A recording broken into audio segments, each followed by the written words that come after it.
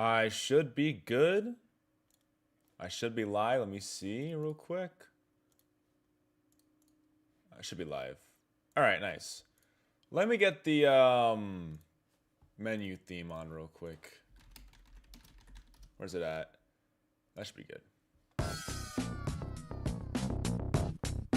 All right. I'm live, right, chat?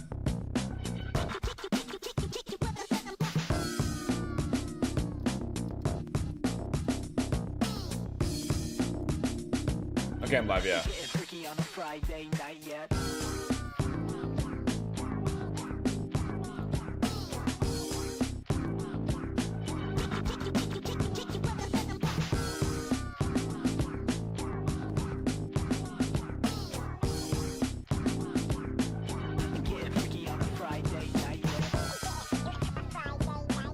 Okay.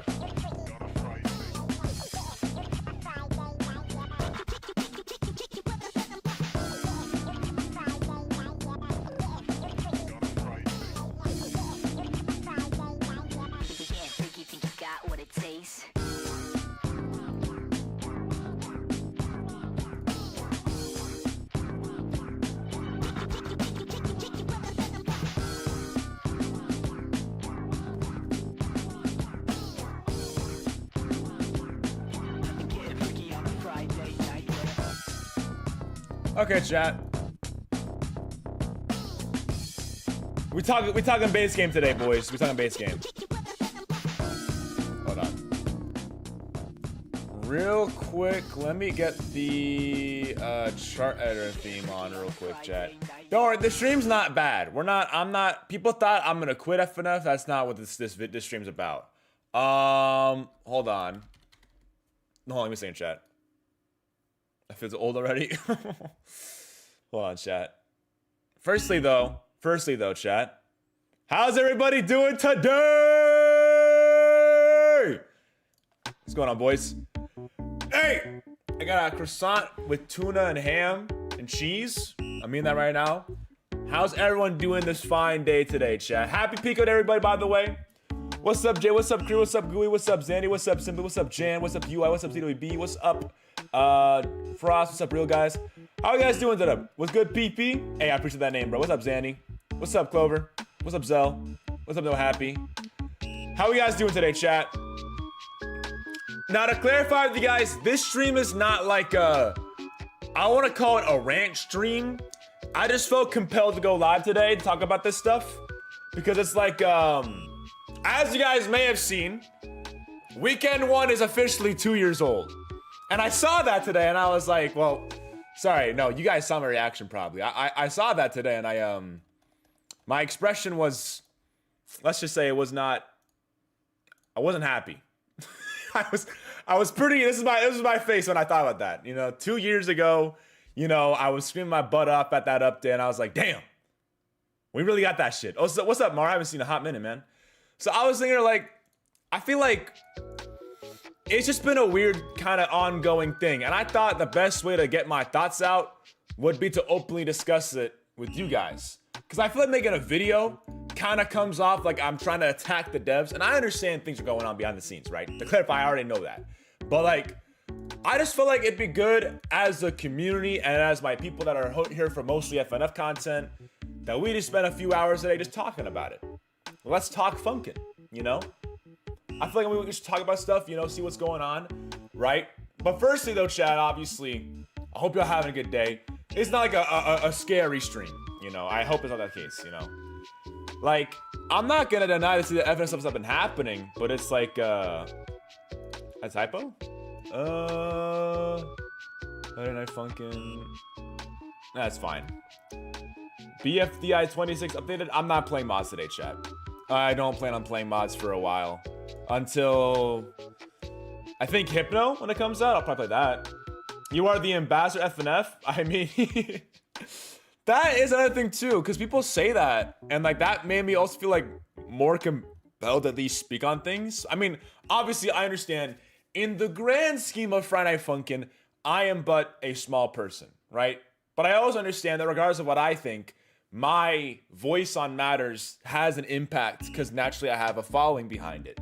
So again, anything I say today, chat, and I'm gonna reiterate it whenever I make points if I have complaints.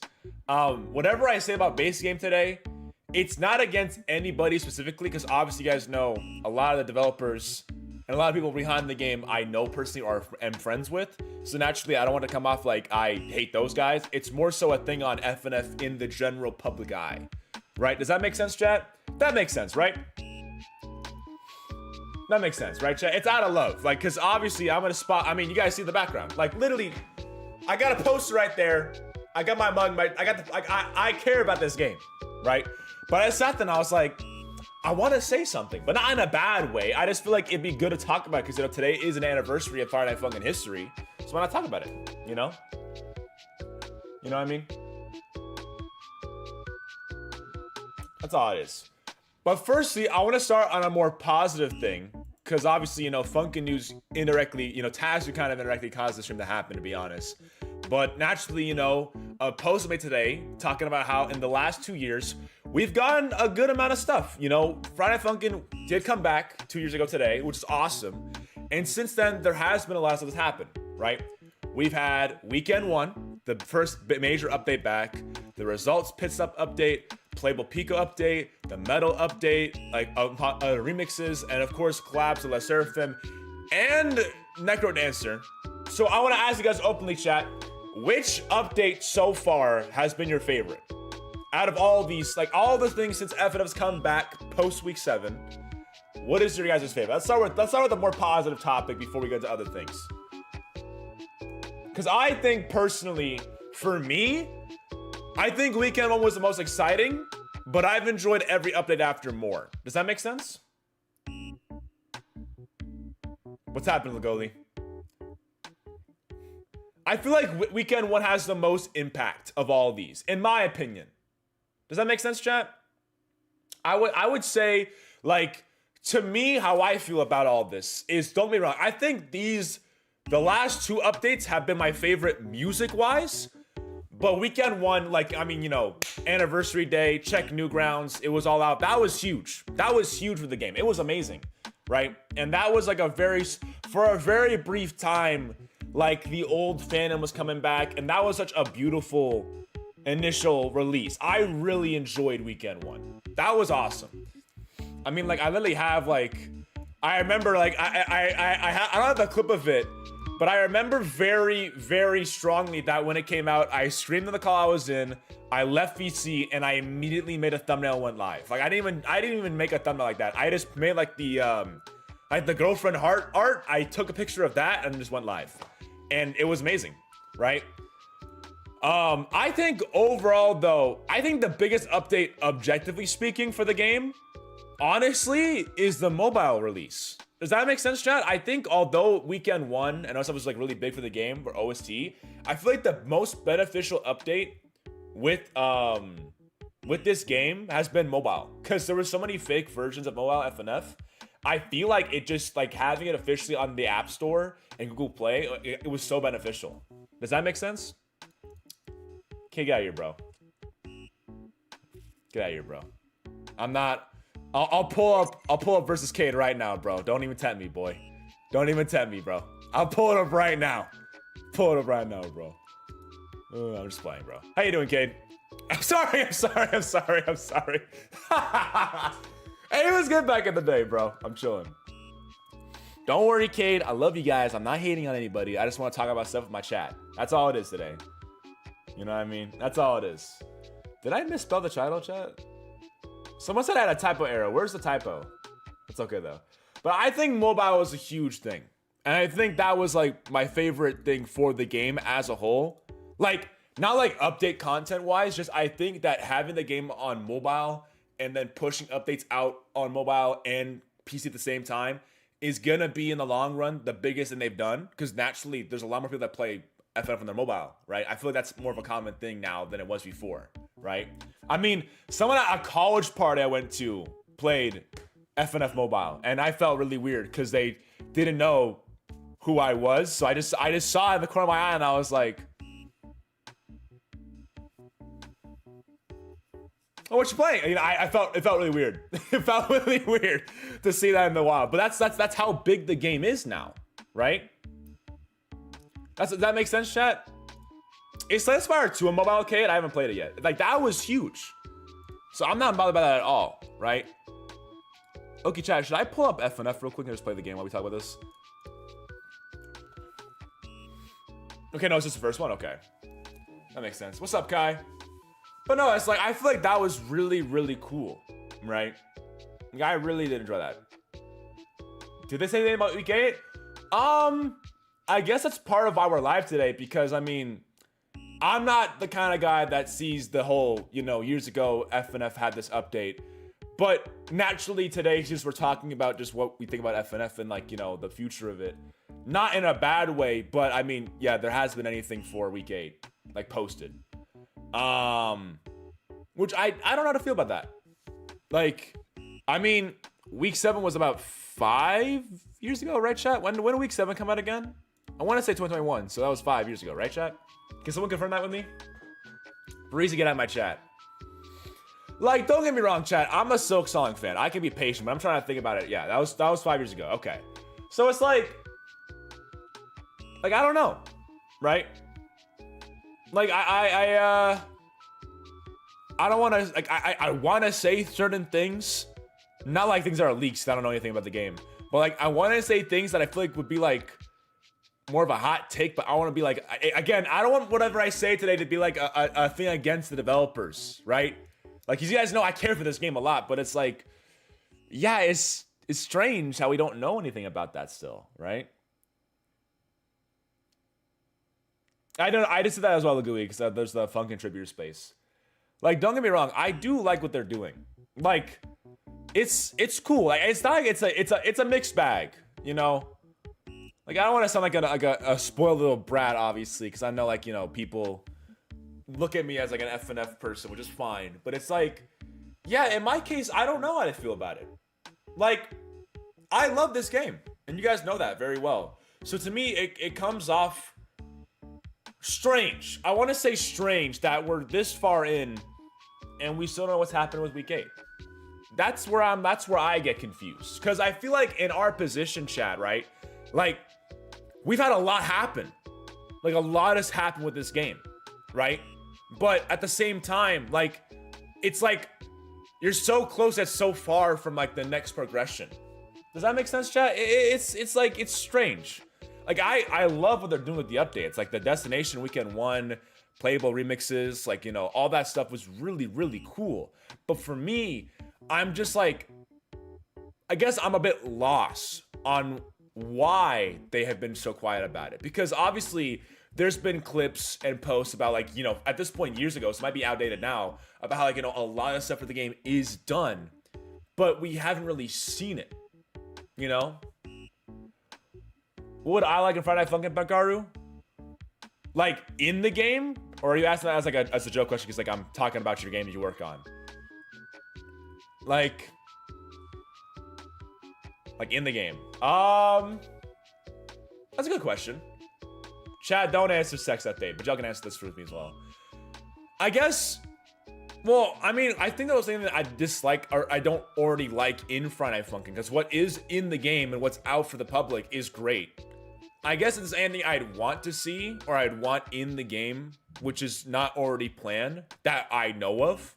I mean, like, I would love future weeks to have, like, you know, more Newgrounds cameos, right? Like, we're on the topic of week 8, I think, like, you know, future collaborations, like, that would be cool. Like, you know, The Binding of Isaac, or Dad and Me, or Meat Boy, or Eddsworld, like, that kind of stuff. Madness Combat, like, having, like, that kind of stuff. I'm sure it's probably gonna happen, obviously, given how Dave had that 5-year-old post about, like, you know, playable Hank. But, like, that's, like, a long time from now. So it's like, there's nothing wrong with the game currently, but in the current game, that's all I know.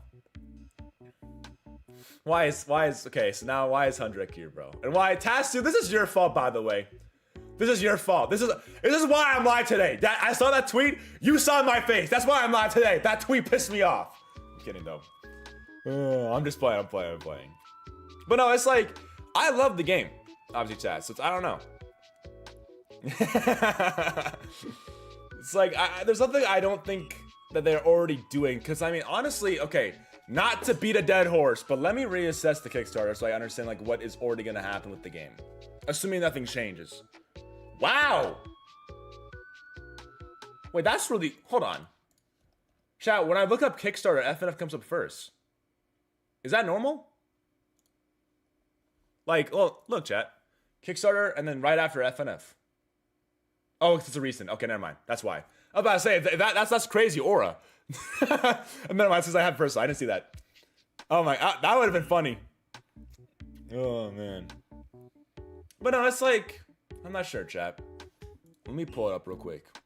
Yeah, because I haven't checked this page in a long time. I've checked the emails for the surveys that I got because I funded the Kickstarter, but I haven't really checked it in a minute. Yeah, so everything I'm seeing right here, I already knew was gonna happen, so I'm not really like bothered about it, you know. I think it's great, you know. I think if there's anything else I really want to see more of, it's just, I guess, collabs. Like, I think whenever they have a guest musician on that's like really out there, like Lotus Juice or T-Lopes or Le Seraphim, like that stuff's really cool, obviously. I'm never upset. That makes me happy. Like, I enjoyed Le Seraphim, but it's like, it depends how it goes on. What's up, Kai? Toby Fox? How'd they do that? Okay, I'm gonna time out. Oh wait, Lagui, by the way, hold on. Let me make it out real quick. Hold on. I'm gonna time that guy out real quick. We're not doing this. Try to keep in mind again. This is an opening conversation. So I understand, like, you know, now I got some developer eyes on me. Like, I'm not gonna hold my wording back, you know. How would you do Toby Fox? Like, that'd be interesting.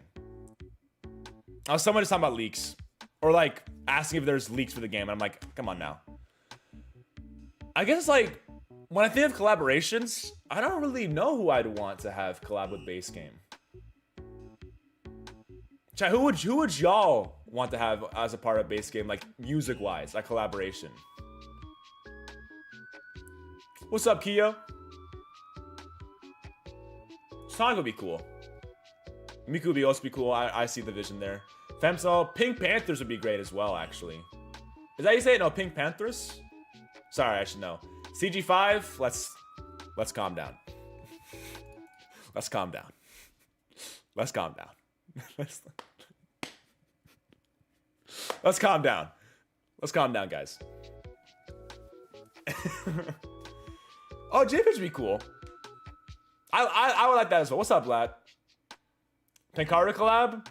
I'm gonna openly say Eddie, and I'm not gonna say this because like I'm trying to be like, reason why I'd be a bad collab. I'm so ugly. I'm not doing that, but it's like I don't know how that would even work.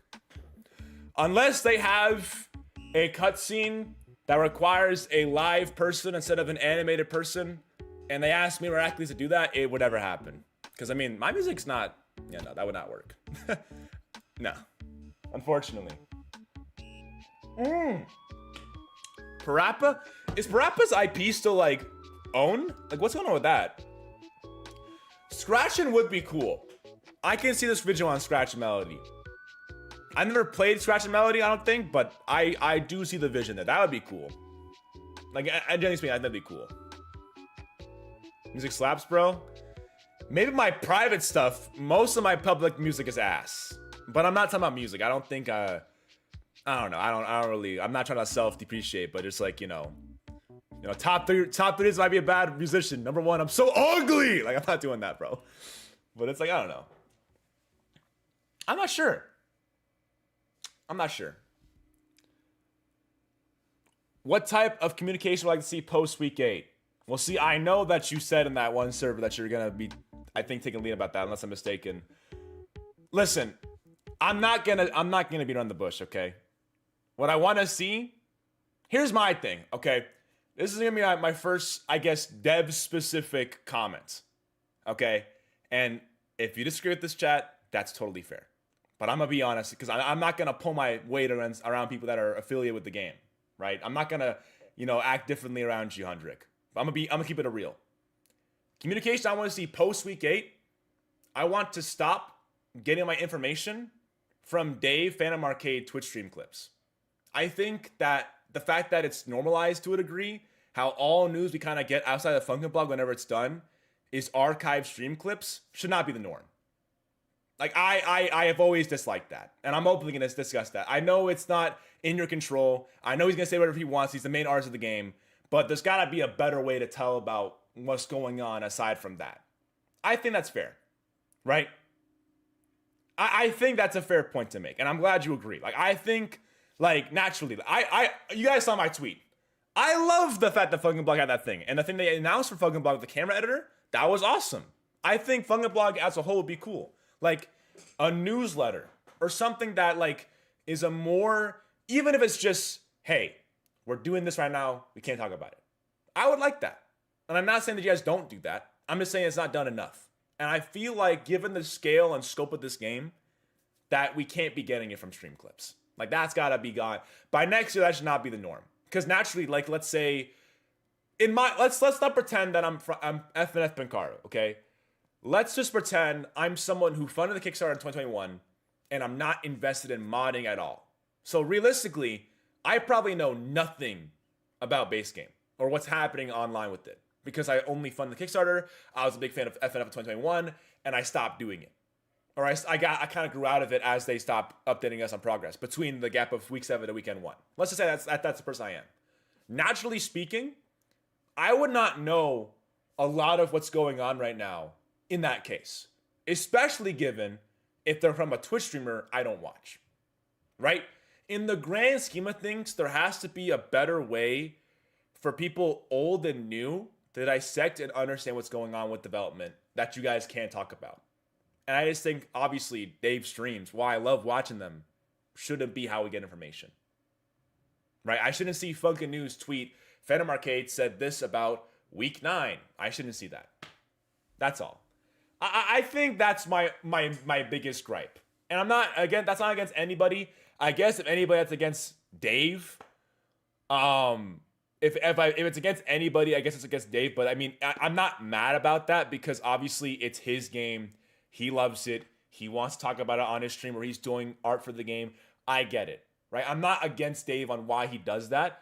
I just think there should be some kind of communication around what Dave says to where that's not the only source we get things from.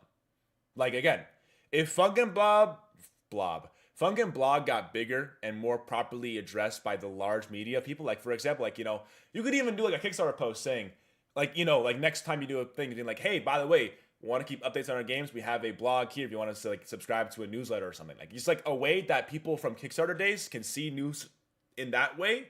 They would like that, you know? I'm not sure how you do it. That's what I think. You know?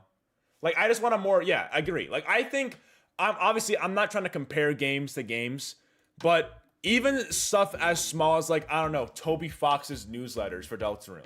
Not to compare FF to Deltarune because they're completely different games. I think newsletters, like, in that way, where it's like, hey, we're doing this process, we have this department here, they speak on this matter, here's what's happening here, right? We hope to see you at this point.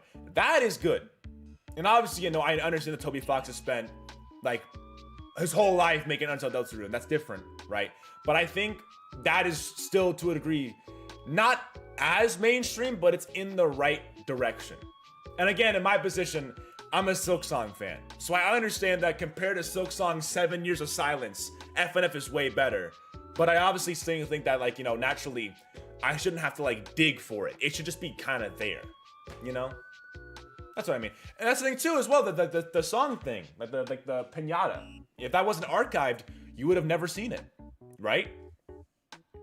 That's all. At the end of the day, the biggest thing FNF, because obviously the game is great, the music's great, the art's great, like everything about FNF as a game is great. The only thing it's not great at is how it delivers its information. That's it. That's like my hottest take, I guess, to be honest. Exactly, Hundrec, yeah.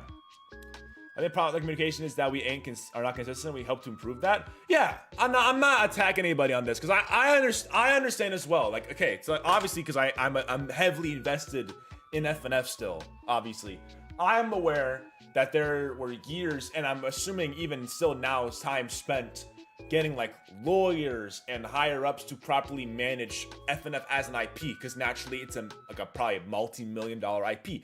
I understand that. And I also understand that there's like, the main crew, an art department, a sound team, like a charting, maybe a charting team, a programming team, a mobile team. I understand there's a lot of people that are behind Friday Night Funkin'. It's a lot bigger than the initial 4 people. I understand this. I understand this fully. Sorry, Nightbot. I'll time him out real quick. Like, I understand that fully. But at the same time, like, you understand, like, I'm sure you guys that are developers and chat understand that in our position, right, despite how much has changed, there should still not really be, like, any big reason as to why we're this far in and we don't really know to the full degree of what's happening next. Like, obviously, we all know it's week 8, but when it comes to week 8 itself, we just know that it's coming next. We don't know, like, what it's about. We don't know what's gonna sound like. We don't really know that, right? That's not an issue on your guys' department. It's more an issue like, okay, like, obviously I'm aware that post week 8, it will improve, but how will it change, right? Because currently, it's in a weird spot. That's the problem,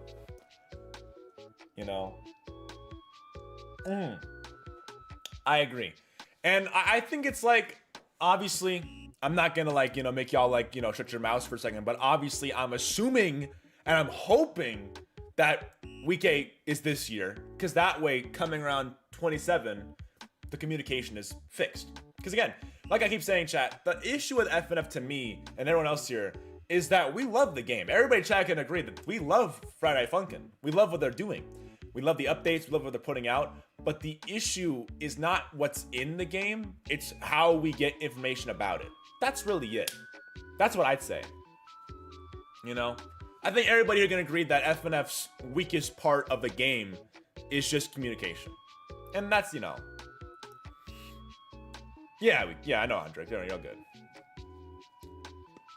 We can be really sure how things we're doing forward communication after week 8. Yeah. Listen, I understand. Listen, okay. I don't make the base game, but I work on games. I understand there's things you have to sign, things you can't say. I get that, right? It's a part of development. It's a part of the process on releasing something that's in this scope of things, right? From like one game to another, I understand that, right?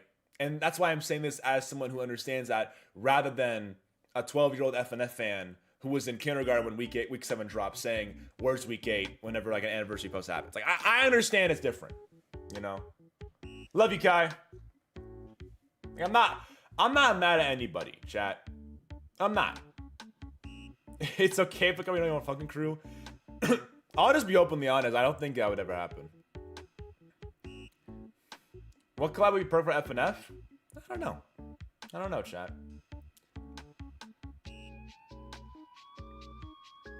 I mean, I don't think drag people can really say that, because it also, like, it varies. It depends on the kind of contract you sign. And I can't really explain the deals as well, depending on when mine expire, but like, that's, it depends how it goes, right? I'm not gonna, sit here and talk about things I legally can't talk about, but just understand it to know. You know what I mean? Banjo, we not talking about no mods, bro. I love you, bro. I saw that video, but we not talking about no mods. We're talking about base game today.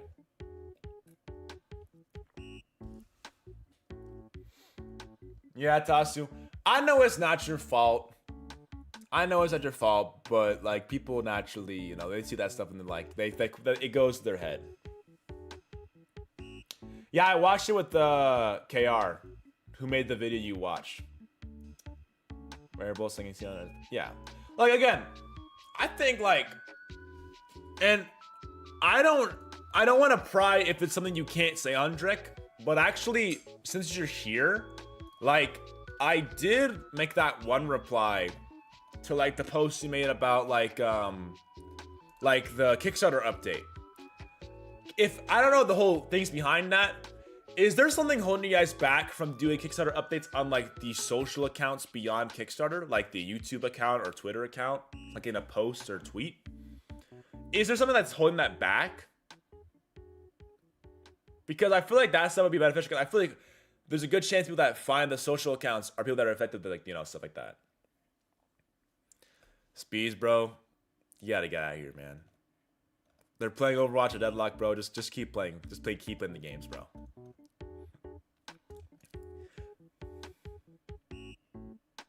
Like, here right now? Okay, bet. Like, I understand there's things behind that. It's okay, Jet.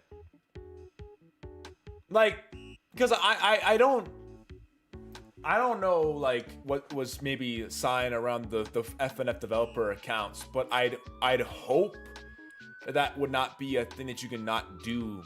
Because I still feel like there are people that are, like, again, part of the Kickstarter that want to see that happen. You know what I mean? What happened? Nothing happened. We're just talking about FNF. I'm asking about, like, the whole tweets about, like, Kickstarter stuff. You know? I love that game. Thank you, Wizard. Woohoo! Thank you for the 5-month slide. Don't say that, bro. Let me on to Yap. No. No. No, I want that. I do not want you to speak, bro. I don't want Speedz. Speedz is gonna be mean and evil and stuff. I don't know. Have some good points. Alright, buddy, let's discuss. Where's Speedz at? Alright, I'll get Speedz on the thing real quick. I'm not hopping that group call though, so you gotta join my DM. I'm not going that. That VC will be dangerous. First off, ow! What? I was not gonna be mean.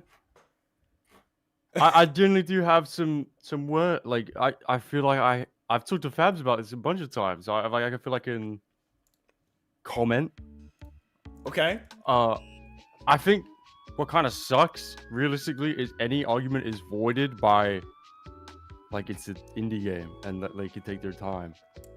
Yeah. So, like, the argument, like, oh, it's been 5 years, or oh, it's been 2 years since weekend one. The reality is I think, see, I think the wait is ridiculous. Like, I mean, let's be real. Like, fork found in kitchen. Like, everyone's been saying that. It's like an echoed thing. But I think people forget that, you know, everyone talks about week 7 and of course week 8 and then also weekend 1 now. But people just forget that we've had stuff in between. Yeah. And I think people kind of just forget that.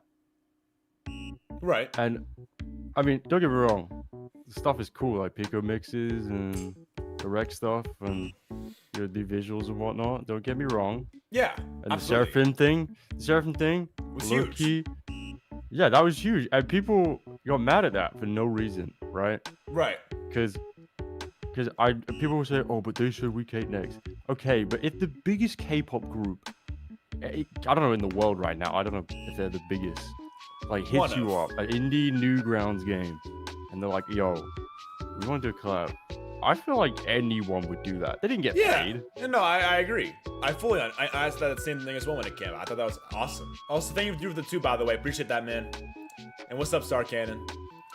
But it's like, the thing is, right, Seraphim was crazy big, because that's like an industry, like, crazy big market, like, of K-pop stands that loved it. They loved that, like, update. Absolutely. And I think people forget that update solidifies that it could happen with other musicians, other people. Yeah. And that's hype as fuck. I don't, like, don't get me wrong. I want week 8 as well. Like, who doesn't? But absolutely. I think at the same time, we can bitch and moan, right? But nothing will change. We can just have opinions on it. But I think people should, when they have the argument of, like, oh, it's been 5 years, or oh, we should win now 2 years, they need to remember that shit came out in between. Maybe not what you want, but stuff did come out. Mm-hmm. I get that. I do think communication's awful. That, I mean, everyone can agree on that. Like, that's something that every single person could agree on that.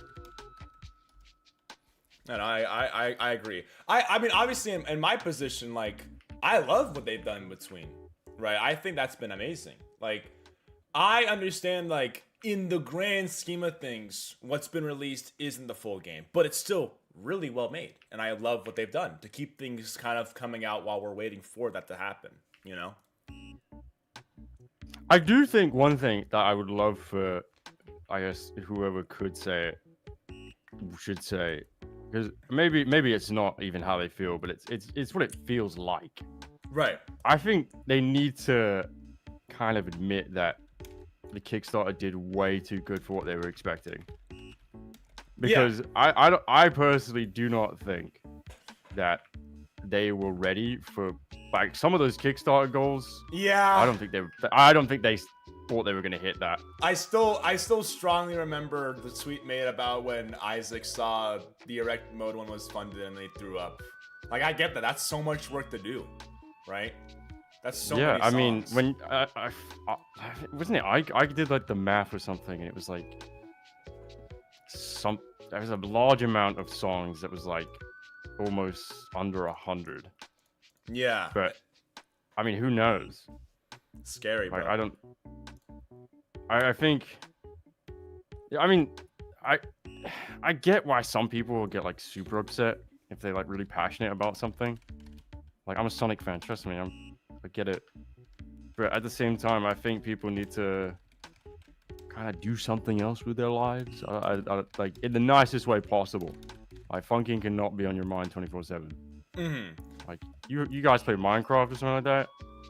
You guys probably played Terraria or, I don't know, other video games. Like, FNF should not be right. Wake up, eat, sleep, drink. But by the way, Speedz and chat, I'm not sure if you see the Discord DMs, but Hundrec and K want to hop in a call real quick to talk about base game if you're down. Yes, bro. If chat's cool with that, we're gonna do that for a little bit. Love to yap it up with some Kade. Yeah. Me and Kade played Deadlock recently, but Kade gets mad that I don't join VC. Sorry, this is my redemption. All right, let's go over there then, chat. We're gonna do some dev talk real quick. Speedz, hop out of Deadlock, bro. Give him that call. Yeah. Okay. Oh man. All right, chat. Everyone be respectful, because this is very impromptu from the stream itself, but we're gonna have some talks, okay? Just be nice about it. Yo! Yes, I'm at you on Deadlock right now. I'm on an alt account, bro. I know you are, bro. How do you know? Because you're not on Deadlock on my friends list. Oh my gosh, what's going on, guys? Yo, how's it going, bro? It's going pretty good. I don't think I've actually talked to you in like years, Kade, like in a call at least. I think the last time I talked to you in a call was probably like your server. Like your old. It had to be. That's like 5 years back, bro.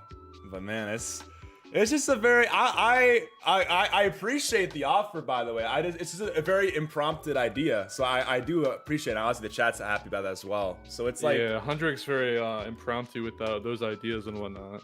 Yeah, man. He's got that brain. Absolutely. But it's just like, yeah, I mean, obviously, like, we've been agreeing this whole stream. Like, I understand your guys' spot as people who contribute to the base game, that, like, it's hard to speak on things currently, as it's like, you know, things are still happening, but it just can't be revealed yet. So it's like, is there anything you want to clarify in that sense to people that are here right now, and also anyone that maybe clips this outside of the stream? You know, so like we love seeing people talk about how they, you know, how they love the game, how they always want to see new updates and everything. Like, that's always like the highlight of my day, you know, being able to see people who enjoy it. You know, that stretches beyond like working on the game itself as well. That's always been a thing throughout. And you know, it's like the big thing about game development in general is that a lot of times we kind of forget that game development is about making something for somebody else. Yes. It's not particularly about you. It is, but not really, because the main enjoyment comes from watching somebody play it and actually enjoy it, because that's like the whole thing, and that's what, you know, we strive for here.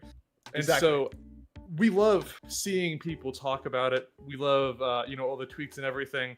And then, you know, sometimes we kind of have this like, this kind of burden on ourselves where we see people go, you know, it's been a while since the last update, and, you know, we really wish we could communicate more, but we're like in a very hard spot right now, like, where we just like in between different things that we're just like really trying to get stuff on a roll.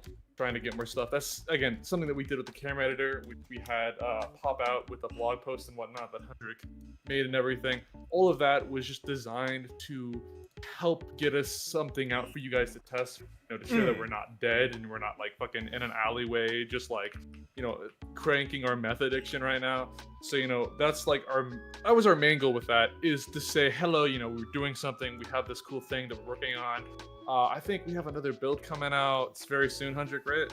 Yeah, should be probably this week. Okay, yeah. So maybe end of this week, we might have another build for you guys. It's looking pretty good. And, you know, again, after week 8, Hundrec could be working on communication. And like we were saying in chat, it's mostly about being consistent. Like, we can't promise like weekly blogs or like even monthly blogs. Yeah. But we want to promise a more consistent schedule of updates and more transparency with progress. You know, Hundrec's a dedicated person. He is really good at overseeing the entire project, and you know, he's pretty recent to the team as well as me.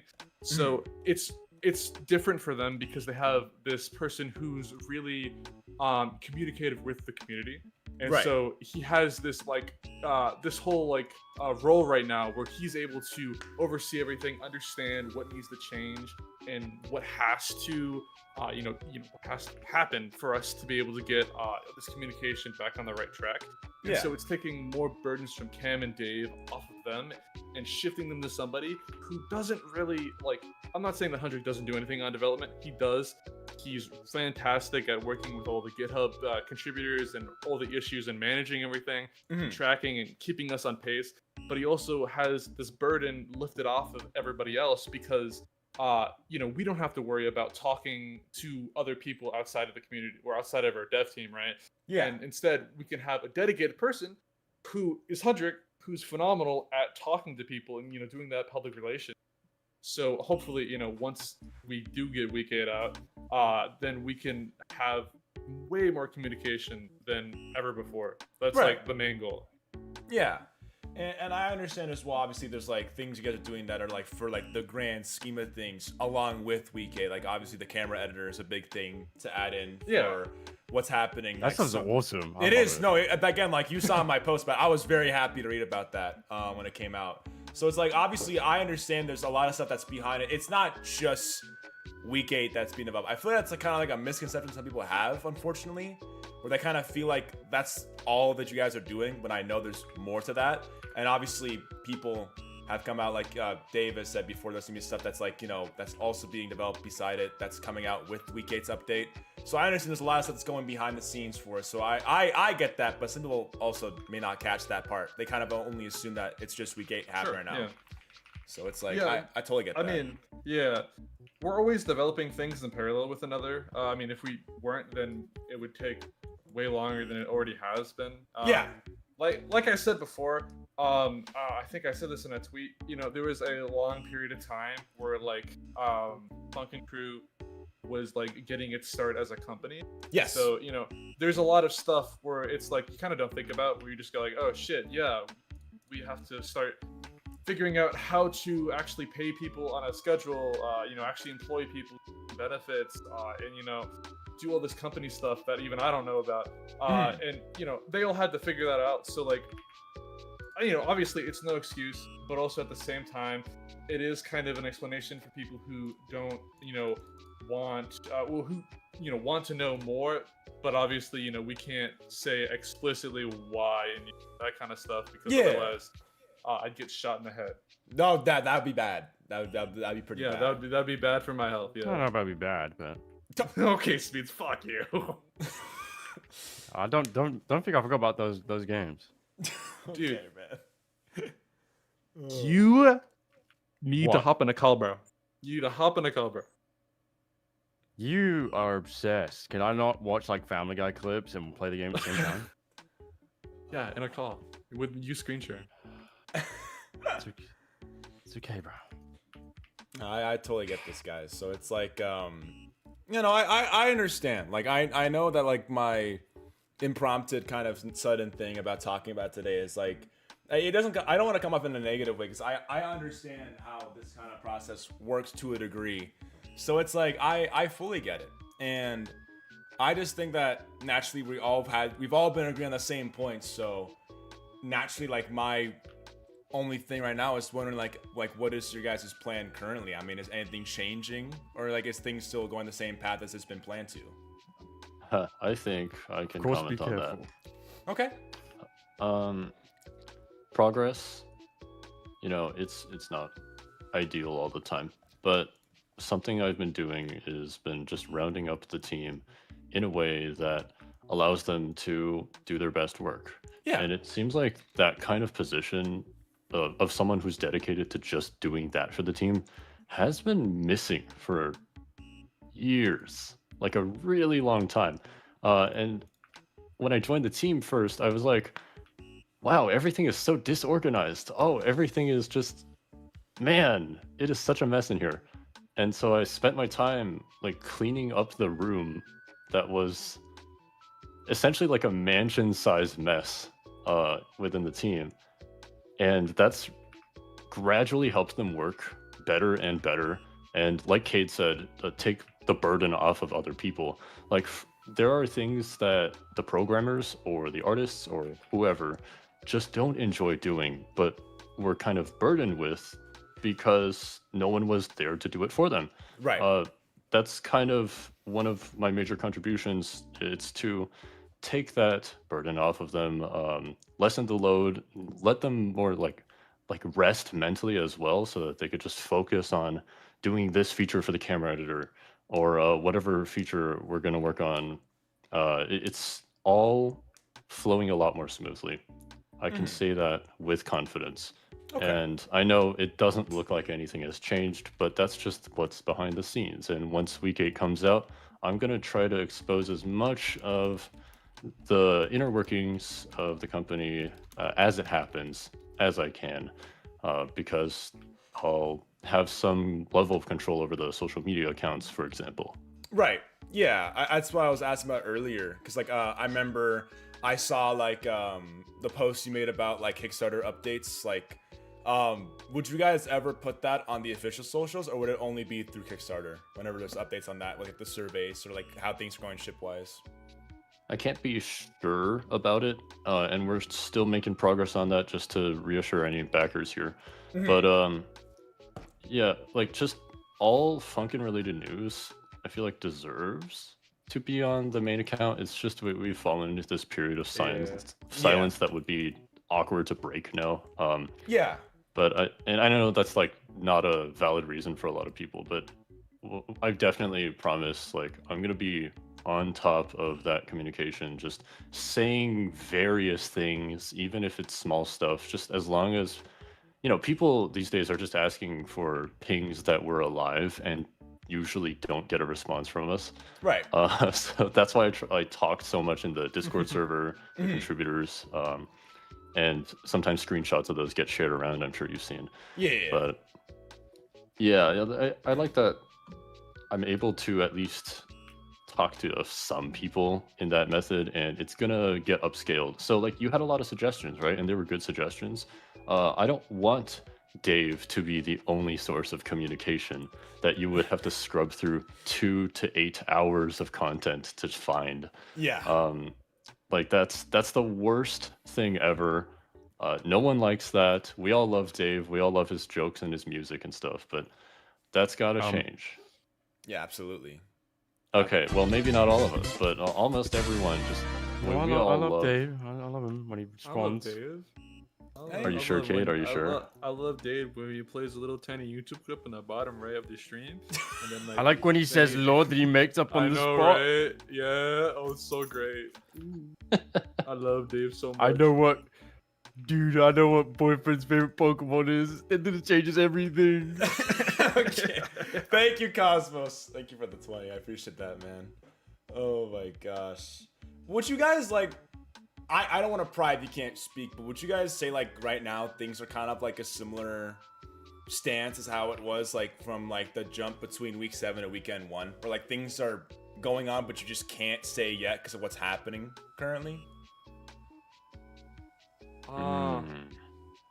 Because you made the point that when you joined initially, like there was like it was a bit of a organized thing to kind of work towards fixing up and solving, which has been helpful. But it's like, considering what's kind of been implied, obviously, not to like, change wordings, but it's like it's being implied that you guys are obviously going to improve things at least a noticeable amount once the update comes out for week 8 and you're able to communicate better or explain things better because of how things have been happening up to this point. Would you say then that like the process between that update to now has been similar to 7 to weekend 1? I think that like there are similarities, and it's just a really broad. Everything is organized so poorly that no one gets anything done kind of thing. Like obviously the wait between week 7 and weekend 1, which I heard was 1,107 days, was not all spent working on the game.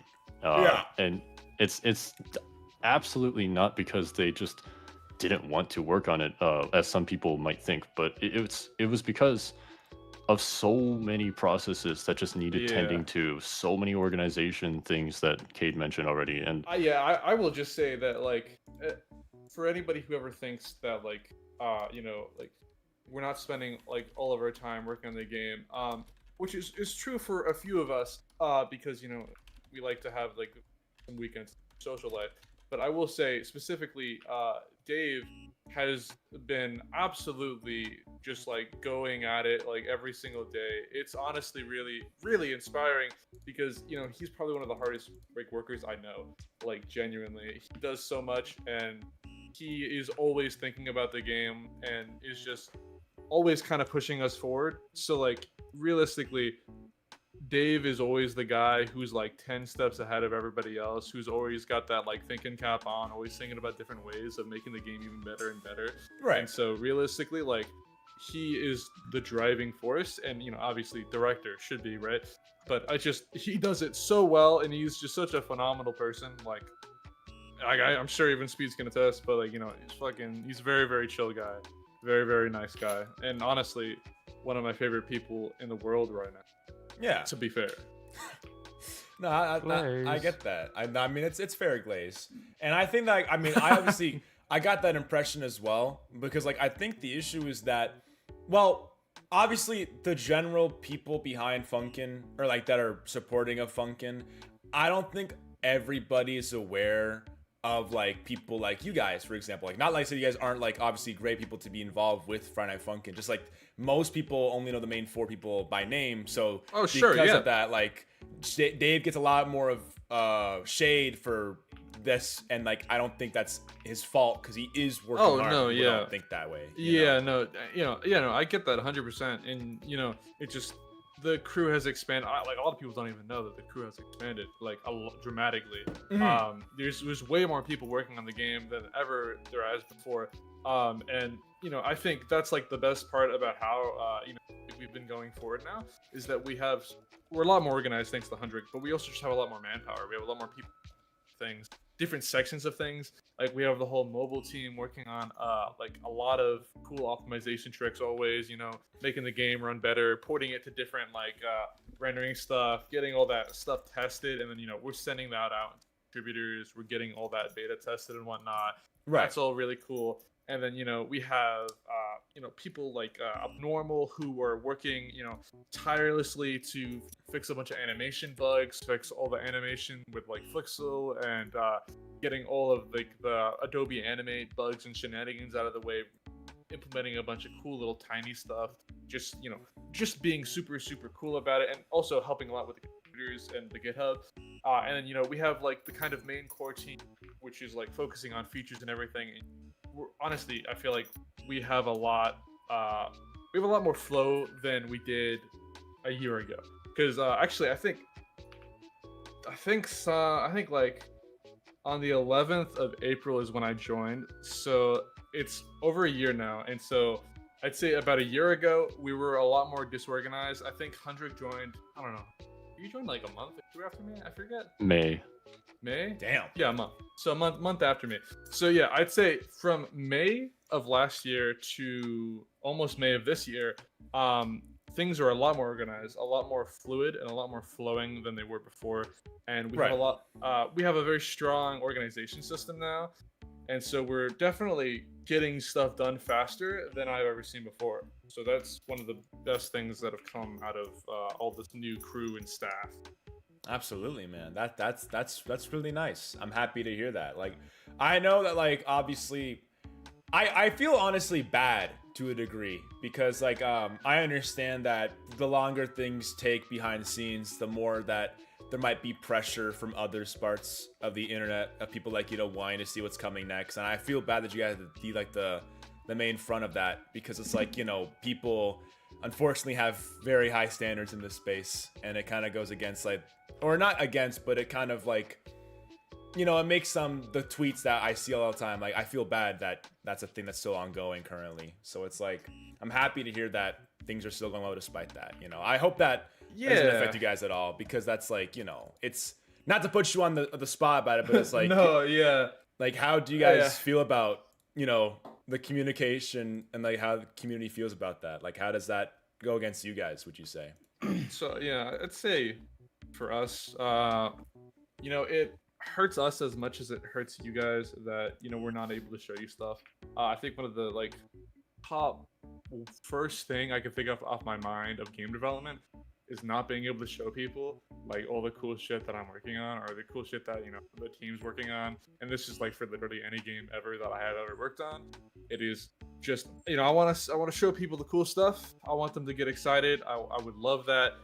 But, you know, unfortunately, it is also kind of like a thing of like, well, it's better experienced if, you know, you play it for yourself, or you watch somebody play it for yourself when it comes out, because it, you know, gives you all that, you know, that community vibe around it, especially when you have like everybody is like, holy shit, the update just released, and everybody's like going on, we're crashing the Newground server again, blah blah blah, you know, that kind of stuff, where like you get all these people really excited, and that creates a more memorable moment.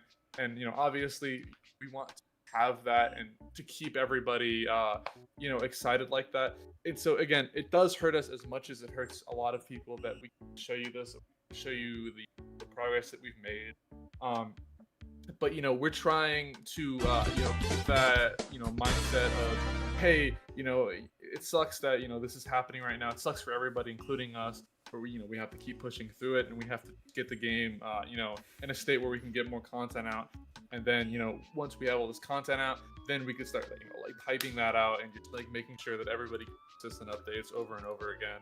Like, everybody hopefully, you know, is going to be super, super happy. And everything's going to be awesome. Hopefully. Absolutely. I mean, like, yeah, like, I do hope that people like it. I mean, I know I will, but it's like, how do you guys like feel about like the future process of like FNF's development? Like, going like how do you feel people will feel about like this upcoming update whenever it does release? It's gonna be amazing. Yeah, It's gonna be amazing. I we're think, so confident. Yeah, I think, you know, obviously there's gonna be people who don't like it, but that's with anything, right? You know, and there's gonna be people who don't like things. But like, I think a majority of people will absolutely love it. You know, I can't, you know, personally, like, say for other people if it's worth the rate. You know, they have to decide that for themselves. yeah. But personally for me, you know, it's gonna be fucking amazing. Like, I personally really enjoy it. I think all the features that are being worked on are going to be a major upgrade from the past, and you know, people are going to absolutely adore them, like they have adored every other update. I mean, Dave knows what he's doing. Oh yeah. Is Dave like like, I mean, obviously it is his game, but like, is it just really Dave that calls the ideas, or is it like also like other like main Funkin crew members? Like, well, how much of you like I don't know how it is for you guys, but like, would you say it's like a more of like his like his word, or is like a collective like opinion on the matters when it comes to like ideas or additions? I haven't been around too long, so can't really speak about before I was on the team. But right now it's a lot of the ideas, like the startup, like concept ideas, come from Dave, and then he basically presents a lot of the stuff to us, and you know, he's able to talk to, you know, he talks to Cam and Hundrec a lot about you know, all the ideas and everything, and then they present it to all of us, and then we have a conversation, meeting about it. You know, we get all this stuff settled out, and everybody puts in their insight and everything. So, you know, we have these like stand-up meetings where we just like talk to each other and we, you know, express like ideas, little concepts, you know, how we like everything. And, you know, it's all very, very communicative and collaborative with everybody. Like, all of us really like to, you know, give insight on everything. It's not just, it's not majority like one person. You know, one person might come up with an idea. Like, Fabs was the one who came up with like the camera editor. And then we all like worked on it, and we all like workshopped everything, and we moved and like molded it into the camera editor it is today. So it's like, it doesn't just come from one single person. It's all like a team collaborative effort. Awesome, man. I'm happy to hear that was Fab's idea, actually, because that seems like that was like I really like the camera editor. So I'm happy that was Fab's involvement, because Fab's is a good friend of mine. Wait, Fab's Glaze? I'm all for it. Okay, bro. Shut the hell up, Speedz. You play our deadlock, bro. Fabs is my homie, man. I love Fabs. We glazed the shit out of Fabs. Absolutely, man. You know, it's like that's good to hear. I'm happy to hear that. I mean, I already, there's things that I kind of already assumed, but I'm happy to hear like from the source that is the case, because naturally I like to hear that people are all involved, at least to some degree, on ideas and the process of things to see how it goes. Oh yeah, man. I mean, dude, if you're not really like a game development like little team, if you're not doing that, really, I mean, it's like the greatest ideas come from like everybody. You can't really exclude anybody. Absolutely. Bro. Absolutely. Even who's on the game that I don't Joking like? comment. Oh, shut the fuck up, Speed. Don't make fun. I thought you were gonna mention a name. You're gonna try and mention a name. I felt the cogs turning. Yes. Okay, man. I was gonna do a jab at Saru. I'm sorry. Head is on fire. I'm sorry. No, it's like that. Oh, yeah, no, yeah. Musicians, especially, like, you know, Saru is like absolutely phenomenal. They do a great job. You know, and it's like, especially with all the other musicians that are on the team, you know, they always part of the process, especially like charting. All that stuff really needs to be taken into account, especially with how we all want to present all the songs. Especially with the new camera editor. We can do so many cool events and shit. Yeah, it's so cool. Oh my gosh, that's good then. So I also know that's like, I think like Fabs also does charting, right, for the game? Yeah, no, Fabs is the head of charting, basically. Like, wow. When they look at something, basically all the charts go through Fabs. Wow. So they're like the kind of final say of like the quality assurance onto all the charts. I never knew that. I always thought that she was just involved with coding. That's really cool. Yeah, no, I mean they do a lot of stuff. Like, they're very multi-talented. Yeah, that's awesome. I know, I knew Fabs was. I didn't know they were involved. Is there like a charting department for Funkin, or is there just like a couple people that also happen to do other parts? Oh, okay. Yeah. There's it's like 4 or 3 of us. Like Hundrec kind of helps, you know, polish up some stuff, but there is like a dedicated like charting like little area. Like Corey is like realistically like one of the charts a lot of the songs. Right. You know, he's pretty into that. And then I've been doing some help in charting a lot of the stuff that Hundrec's also been helping as well. But I think a majority has been Fabs and Corey. Okay. At least for the newer charts. I do know that originally, obviously, like Cam and other like people were working charts specifically because, you know, they were. Dude, I remember that old Too Hot leak and that chart. Jesus. Yeah. It's like yeah, but no, we've grown from the chart these days. You know, we're much better. So, you know, that's always a great thing. And I'm always happy to work on charts and help out everybody because I fucking love charting. Oh yeah. I mean, I wouldn't say like, you know, somebody who has been in the 4K, you know, vertically scrolling rhythm game space for, you know, like, I don't know, it's been like 6 years now at this point. Obviously, you know, there's a lot of other people who've been in there longer, but I like to play a lot of other rhythm games in space as well. You know, big on the Stubmania forks and whatnot. So I really love playing those charts and getting better at the game. And so playing a lot of those charts allows me to have a certain perspective that a lot of people on the other team don't have. So being able to take that and being able to put more of like traditional, you know, 4K VSRG tech into a lot of these newer charts is going to be a lot of fun. and a lot of them are going to be a lot more different than what the charts are currently right now. Oh yeah, that makes sense. Actually, as someone who's like, I guess in your spot, like really invested in charting, how do you like feel about FNF as like a game standpoint compared to other rhythm games? How do you feel about As a it game, compares?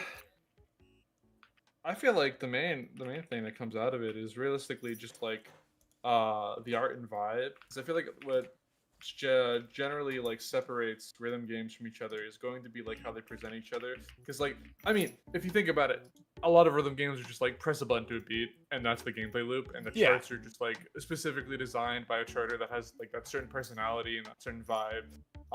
And so you have a lot of different like ways that people can chart things. Like, I mean, I think one of the most classic examples of a personality is going to be like the original like Guitar Hero charts. Like they all have like some, Oh, yeah. like, a certain personality to them that you can immediately pick it out. Even if they're ported to other games, you can just go, "Oh, dude, this is I know who charted this shit," and you can just immediately figure that out. So I feel like it's mostly about the presentation and the charting that separates different rhythm games in the same genre. Mhm. And I think what separates Funkin as a game between other rhythm games is the personality of like all the art, all like the Newgrounds characters, the cast, the music, and how everything's presented in the main menus and the different like other menus that are there, and how everything's going to be looking in the future. I think that separates it, and especially how the charting, like the general music style is. You Right. can't really get that in a lot of other games. I'm sure there's other games that are doing it, probably even before. I mean, you have like stuff like Parappa the Rapper that eventually that did that first with the more of like the vocal, on beat stuff. But for Funkin, it's mostly just about all that presentation and all that vibe, and also later going to be the whole story that's going to be unfolding. So that's like a really big thing about it that Dave has been working on for God knows how long. Oh, yeah. But that's what separates it. I mean, it's like you sit down and you go, okay, do I play Osu Mania or do I play Funkin? And it just kind of depends on what you're feeling, what you actually want to experience. If you want to play like a more traditional rhythm game, play Osu Mania, Eterna, Quaver, whatever, right? Or you could, play more of like a funny, goofy rhythm game. You play some Funkin. That's kind of what differentiates the two. Absolutely. Well, how are the Funky contributors in the chat though? I just noticed that right now. What's going on, Oh, bro. That's the craziest thing about Funkin is that Funkin might be, well, I don't know if I can give it that title, but it's more. Yeah. I've never seen a game this accessible to like every medium. Yeah, true. Like the I agree. art, there's so much. There's like it's never been easier to mod. Like with all these random engines and of course the game itself, like everything's so accessible. Like people are helping each other make music, sprites. Yeah, just I think everything. that's one of my favorite things about Funkin, is that it is so accessible. I always remember people telling me that my original engine was the reason why they got into programming, which was always like such a heartwarming thing to hear from a lot of different people, because it's just so accessible for somebody who knows nothing to just self-teach themselves how to do something.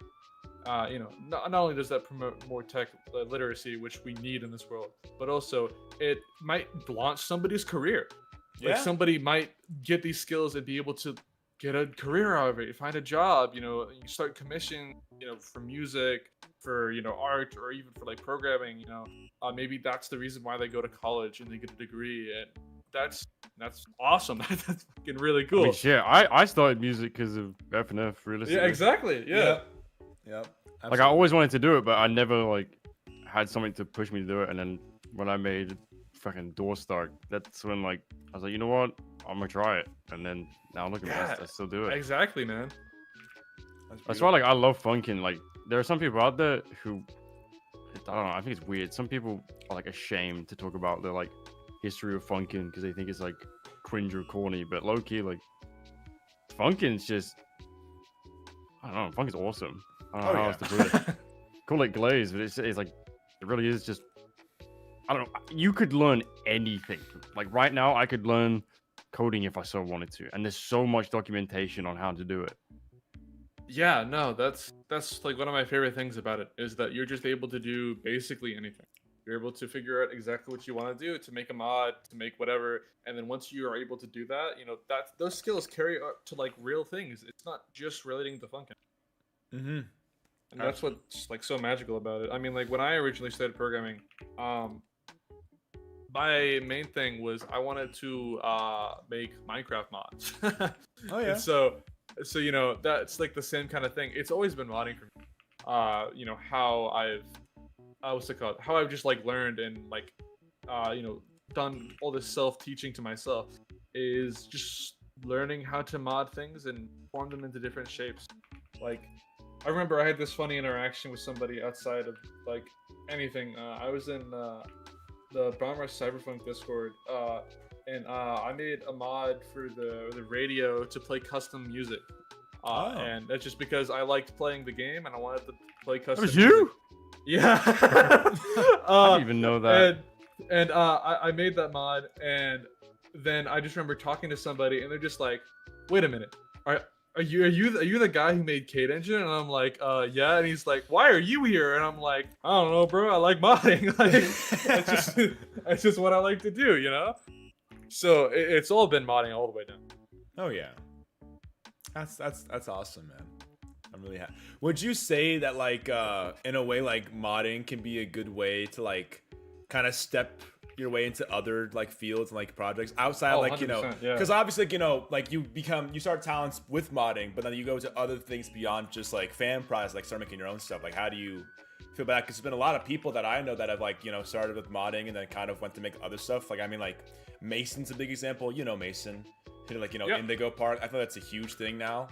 Like I feel I really like modding as to how it kind of lits the candle for a creative like field like that, and then people are able to actually do things. Not to say FNF's bad out because I'm not that kind of person. Like I'm happy that people are able to do stuff beyond it now that they've like started with it. I like looking back at that kind of stuff. You know what I mean?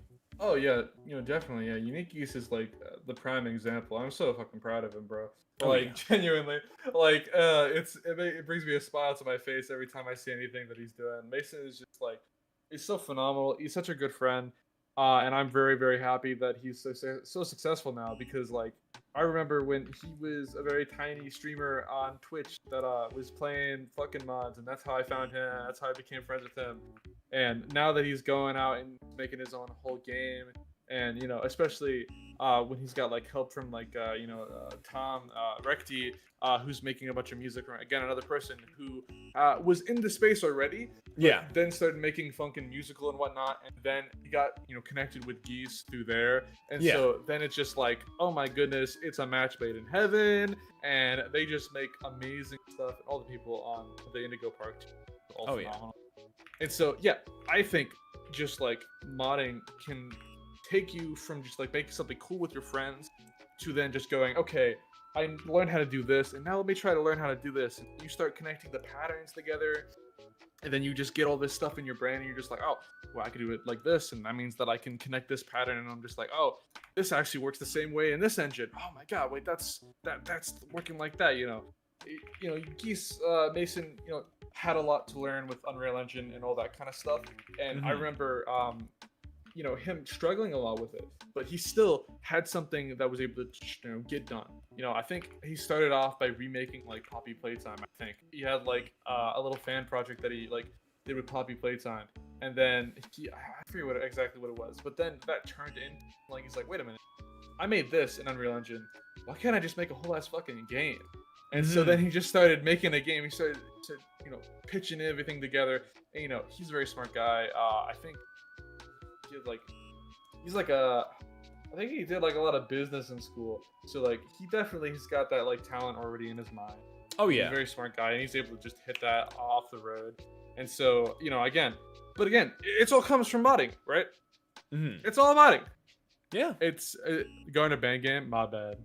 Oh, There's that game. I kind of forget, dude. Honestly, there's no shade to those kind of games, but like they kind of all fade together for me. I can't really think about any of them without thinking of a different one. I guess that's my bad. You're good. Do you guys miss old FNF, or are you guys happy with how these are right now? Yeah, Hundrec. Do you miss old FNF? No. Did you even play old FNF before you got added? Yeah, I discovered FNF at like around January 1st, 2021. So I was there for Dude, he's an old head. most of it. Damn. Dude.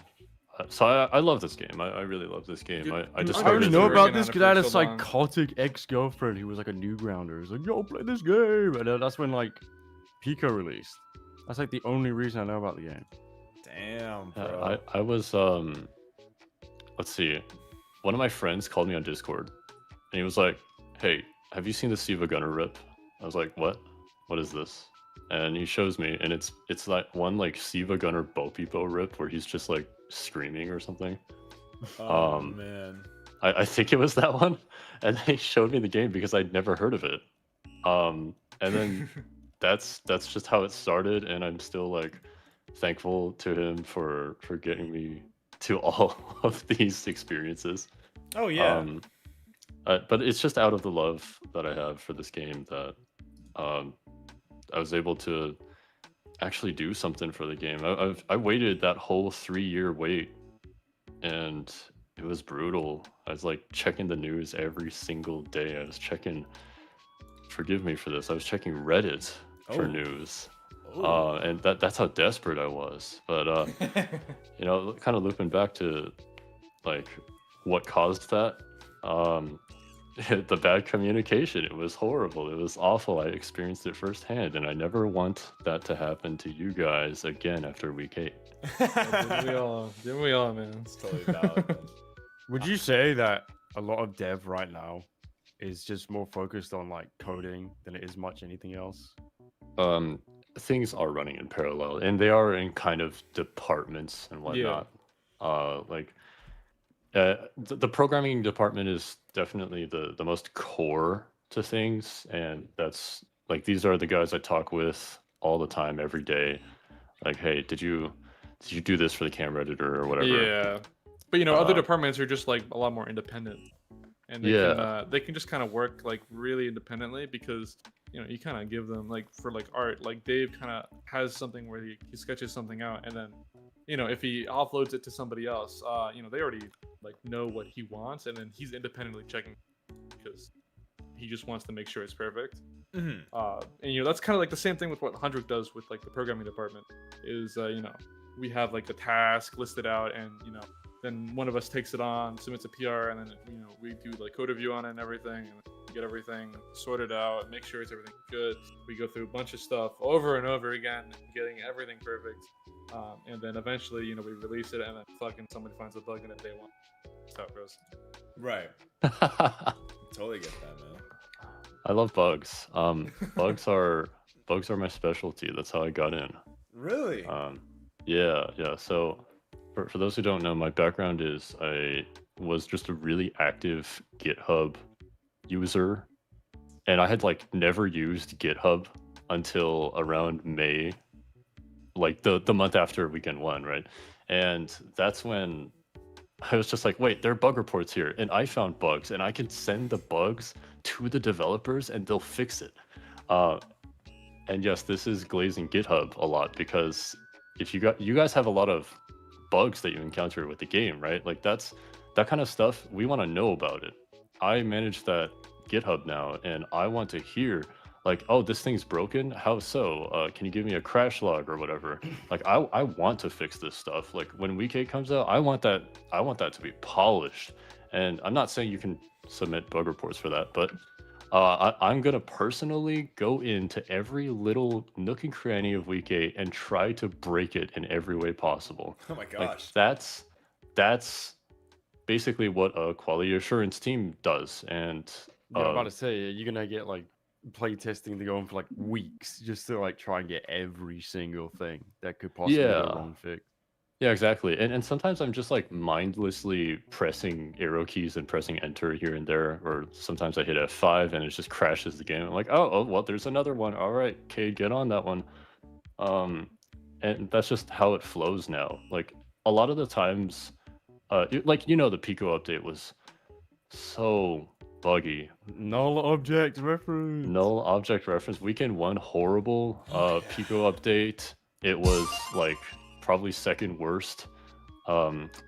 Pit stop 2 was okay, but the game has never performed well. The game has never been like free of bugs. Everywhere you look, there's this visual bug, something not behaving right, or the rare laser beam that shoots your computer specifically and crashes your game. Like all of that stuff happens, and it's been reported so much that we fixed mostly everything in the patches.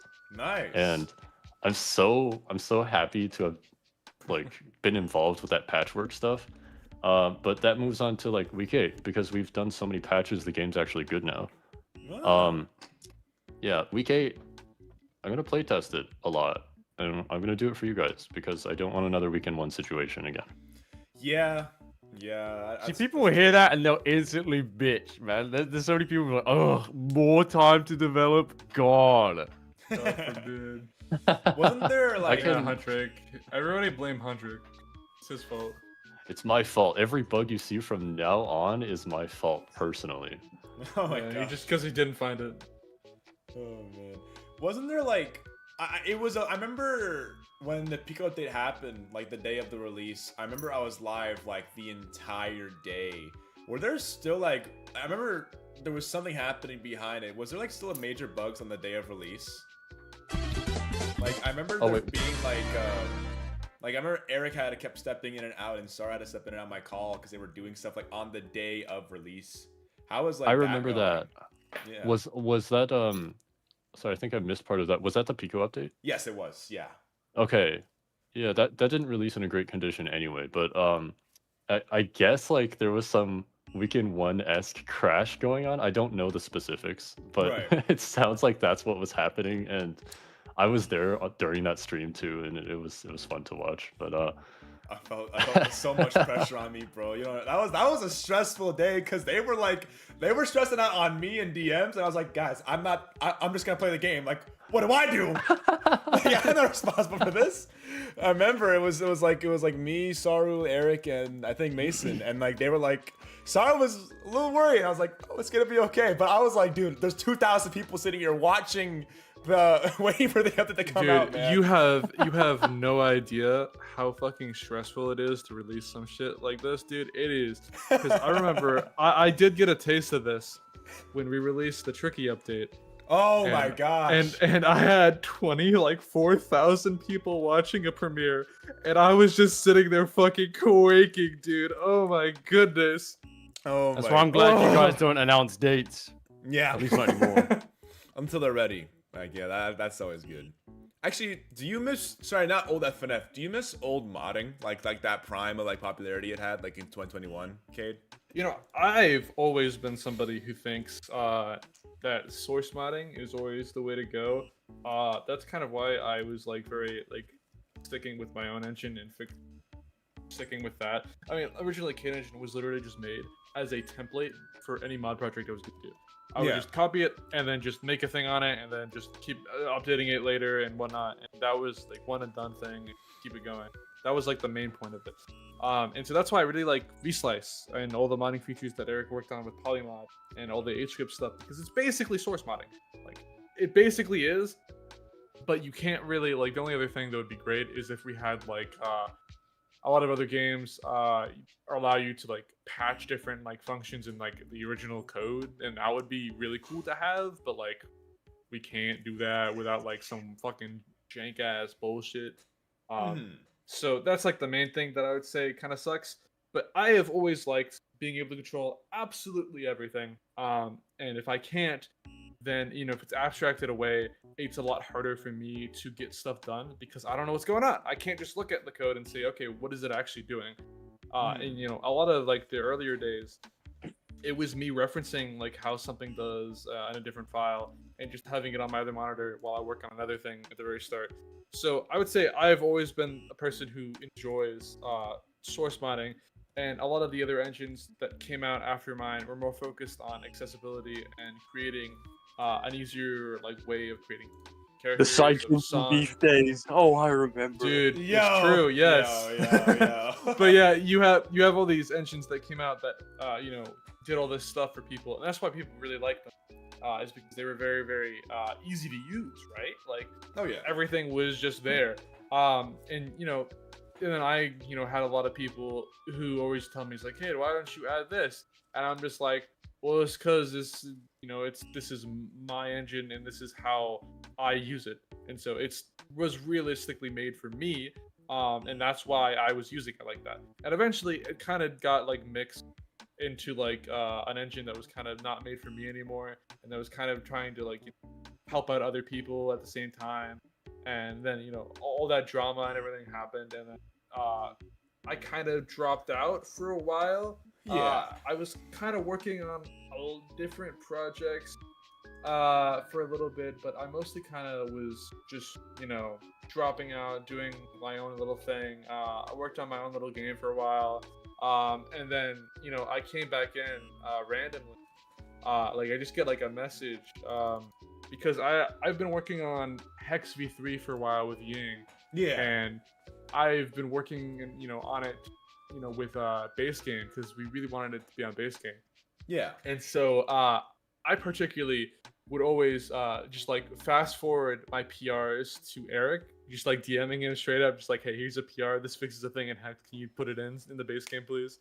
And I would just like forward him that PR, and he'd like fast track it, get it done super fast, which was always really awesome. And then eventually, like one day, just like out of nowhere, he just get a DM from Eric, and he just says, Dave would like to talk to you. And I'm just like, oh. It's like, what? And then I got added by Dave a few weeks later. We talked for an absolute while. He gets to know everybody on his team very well, and so you really get really personal. Is Dave the only guy that brings people on? I don't think so. I think it's kind of like a majority thing. Like somebody finds somebody, and then everybody kind of like focuses on like who's gonna get on. I mean, a lot of the people on the team kind of just like already have like a consensus that, oh yeah, this person's probably gonna go on. Mm-hmm. This happened, something like that. But that's how I got brought on. Is I just like talked to Dave, and eventually he was just like, hey, so would you like to work on the game? And I'm like, yes. That period of time was so crazy, bro. Seeing all like the people who did modding, like you, Fabs, Saru, and others, just like who were even wanting to just get on the game. That was so crazy. Yeah. No, I don't think that. It's really cool.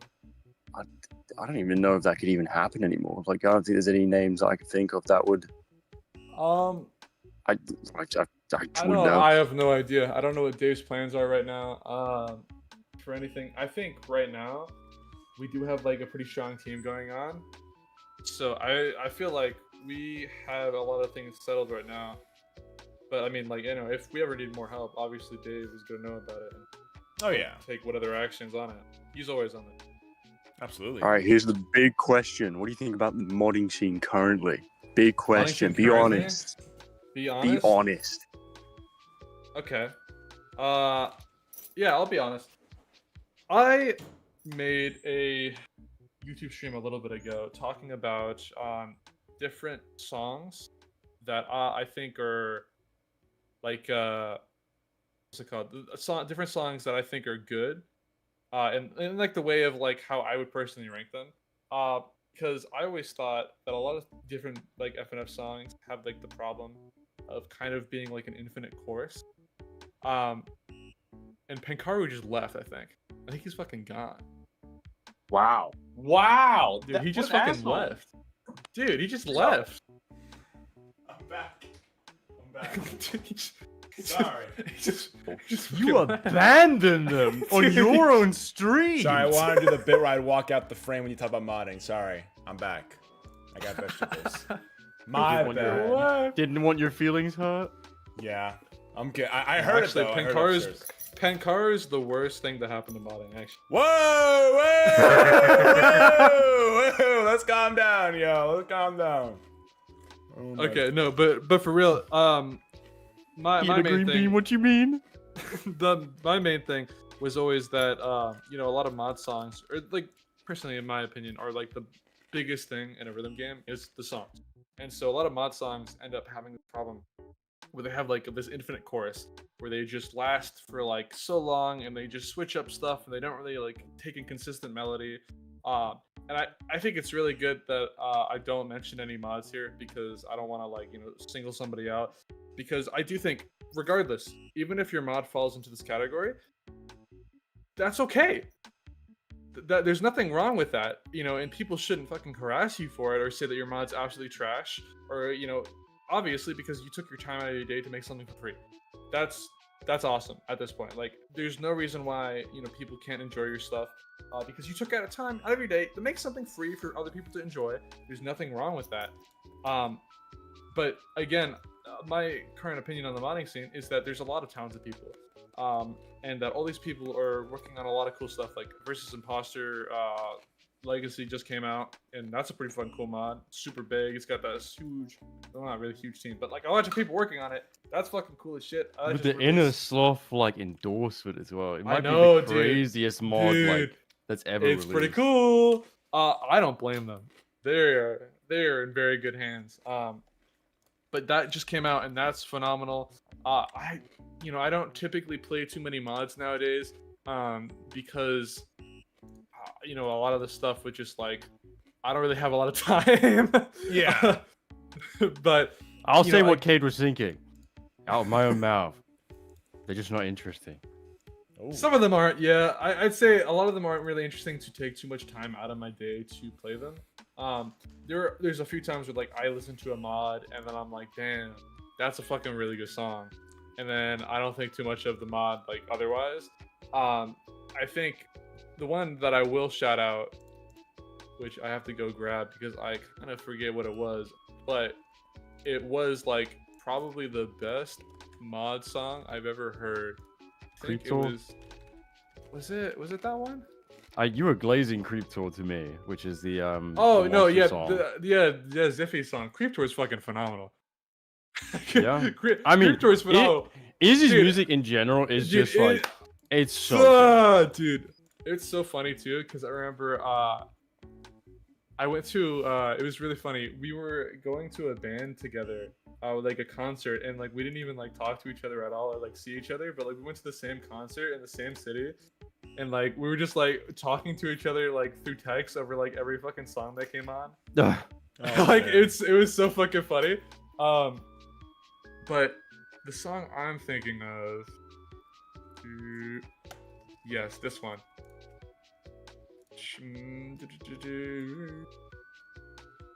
I think it was Saved Me. For what mod? What the fuck is Save Me? From Hidden Floor No Fear. Oh, That song is one of the best Funkin' songs I've ever heard in my life. Save me. That's yeah, I've seen this before. That song is one of the best Funkin' songs I've heard in my entire life. It is This one, It Chad. is very, very good. Solid for me. There's two songs that I could say are the best, but they're not out. Yeah. That's how they get you. I mean, yeah, One sure. of one of them's there's by some songs. Requiem. I don't know about that project, and then I forget Yeah. another one. There's some songs that aren't out, already that I know about that are really, really good. But like, I don't know. This one still is so phenomenal. Oh yeah. I remember this when I played it. I feel like this mod, unfortunately for me, got like put under the same rug as like a Bucks thing because it's Hidden Floor, and I feel bad because it's good Yeah, stuff. I But know. of course, like the whole Bucks things happen. I've kind of just like avoided anything to do with it because it's just sad. Yeah. So I've just been. But I do like this. I did see this. Dude, It's this more song's- the fact I this didn't song's look amazing. into it. Yeah, no, I really love this song. I remember just like, I got recommended for this on a tweet. I just sent out a tweet and I'm like, hey guys, send me a song. So listen to the live. And this guy just sent me this song, and I'm just like, holy shit, what the fuck? This song's awesome. Oh yeah, bro. I remember on stream I was losing it. I'm just like, damn, bro, this was like so unexpected. I was not expecting a song of this caliber. I think the person who made this song even made a version of it with live vocals that's on SoundCloud, and it's just fucking, it's really, really good. Oh yeah. Like, I think But, yeah. I guess I could have some room to talk about music because I mean I do music. I don't want to say Oh, I'm yeah. like I feel like I feel like with every craft you will never be the best at what you do. You're always going to improve and change. But with FNF music specifically, I've noticed the trend of, it seems like everyone, I don't know how to word it in a way that makes sense. I guess from the beginning there were established musicians, people who, you know, were semi-good when funkin was early, and of course people wanted to, like, they were inspired, they wanted to see what they did, so of course they like took their songs and kind of learned from it and whatnot, and that cycle just kept going. So all the songs just kind of have the same thing, or like the same sort of feel and vibe, because it feels like everyone who's doing music, not everyone, but a majority of modders are doing music based on other FNF music. And I feel like advice I could give for anyone who does music is to like listen to different genres, just different music, things on SoundCloud recommended, not video game OST. If you want to go that route, you can. Like, that's fine. I'm not gonna be that guy to shit on video game OST. I mean, I'm just gonna say, I think it's fine to take video game OSTs like as inspiration. I do that a lot with some of the music that I make, especially with a lot of the chiptunes that I produce. But like, for the stuff that I really like to listen to on a daily basis is insanely varied. Like, I think whenever like I'm in the car listening to any music, it can go from like 5 genres to like every different song is a different genre and like a completely different spectrum of it. I think the person with the more variety of genres that they listen to, especially from a lot of different places, not just from video game OSTs, is going to make a better song because, you know, I mean, again, the thing is hard to say that because it is more or less like an opinionated topic. Where, like, 100%. It's so hard to say like, oh, this is going to be better than this, because some people would say the opposite, the exact opposite actually. And so it's so hard to say like, oh, this is the way to do it. But that's like why music is so good, right? Like, it's because it can have such an opinionated and fluid like you know, topic of just like whether or not this song is good or bad. It's not really like that. It's not black or white. That's why I think, like, I guess the only issue, well, not the only, but one of the major issues with like modding with funkin is that like the community is so split on like what they like and enjoy. Like, some people have, you know, I don't know, example, they play fucking Valorant, they play Call of Duty, shit like that, and they have a different kind of vibe. And then there's some people out there who just play like Deltarune and other things like that. They're like, there's so many different sort of groups of people, Right, different sure. personalities merging. And when one thing, you know, the most annoying people are the loudest ones, is a way to put it, because there are some people out there who will, let's say they see something and it's for a media they don't like, and they'll be like, oh, this song sucks, fuck this song. And it's just like, but those people like that because, you know, that's what they fuck with. And there's never, I think the term, like, if you have nothing nice to say, don't say it at all, because I think it's stupid. Criticism is always nice to give, and it's very good to improve. But I do think there are a lot of people out there who kind of think that their opinion is the right one, instead of acknowledging that there's like multiple different opinions. Like, I'm gonna say it, the baddies mod, like, everyone was dogging on that, and I'm sitting here like, I mean, I watch friends play it. It's a good mod. Like, I don't like the music. I think the music's a bit but I'm not gonna go online and be like, oh, this fucking mod, there's some garbage. Dude. There's so many people who do shit like that, where they just like see a mod and they say, oh, the music sucks, that means the whole mod is ass. And you just completely forget that there's so much other stuff that goes into a mod other than that. And you know, again, like, a lot of the mods that came out, I saw a lot of people talking about and reminiscing about the older mods. Oh yeah. Kind of figuring out like, oh, like, why are these mods so much better? Obviously, a lot of it is nostalgia, which is a good thing. Nostalgia's not a bad thing. I'm just saying. I'm still a guy who fucking, like, when you ever show me a picture from like the 360 of like the original Xbox port, like, dude, holy shit, I'm just gonna be like mouth watering. Like, right.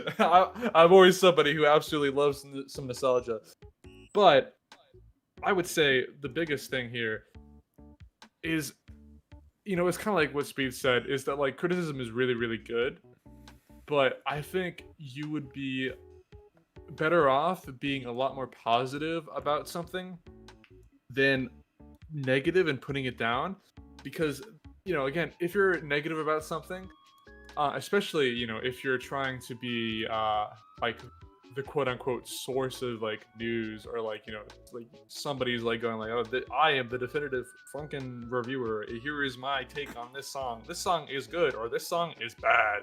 It's just like, it is just so corny and weird.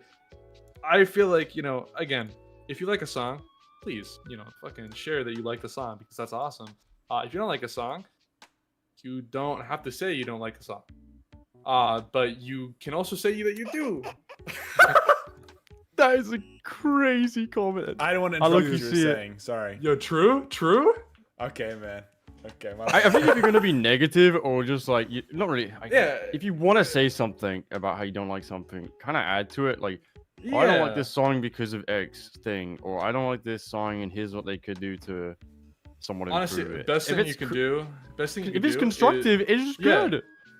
The best thing you could do is, honestly, if you see something that you don't like, just say like, hey, I don't like the vocals on this song, but man, you did a really good job in this instrumental. The instrumental is really, really nice. Just like say something like that. You can voice your opinion. There's nothing wrong with that. Especially if you're, being nice about it. And again, constructive criticism is always great. But even that, Cade, bro, people don't like constructive criticism. That's the part of this community I despise the most. Is that I just think it's because so many people are like so used to people being negative towards mods and outright saying like, oh, I don't like them. Like, dude, there was a big reason why I stopped doing like the Funkin videos on mods and whatnot. Because it was more like, if I said anything that was slightly negative about a mod that people fucking adored, I was the bad guy, and I was like always. Oh, 100%. If I said, oh, I don't like this because of this, and I kind of wish they could do like this a little better, and here's like I'd recommend something, bro, they'll take that as an insult. That I'm like, don't get me wrong. I feel like a lot of this comes down to the fact of who's talking. Because it's like, especially like if somebody like me or you were to say something about a mod, much more people would see it, and a lot more people would say that we would have an audience that would be able to see that and act on it. And so it is more about who are you and like what you're saying.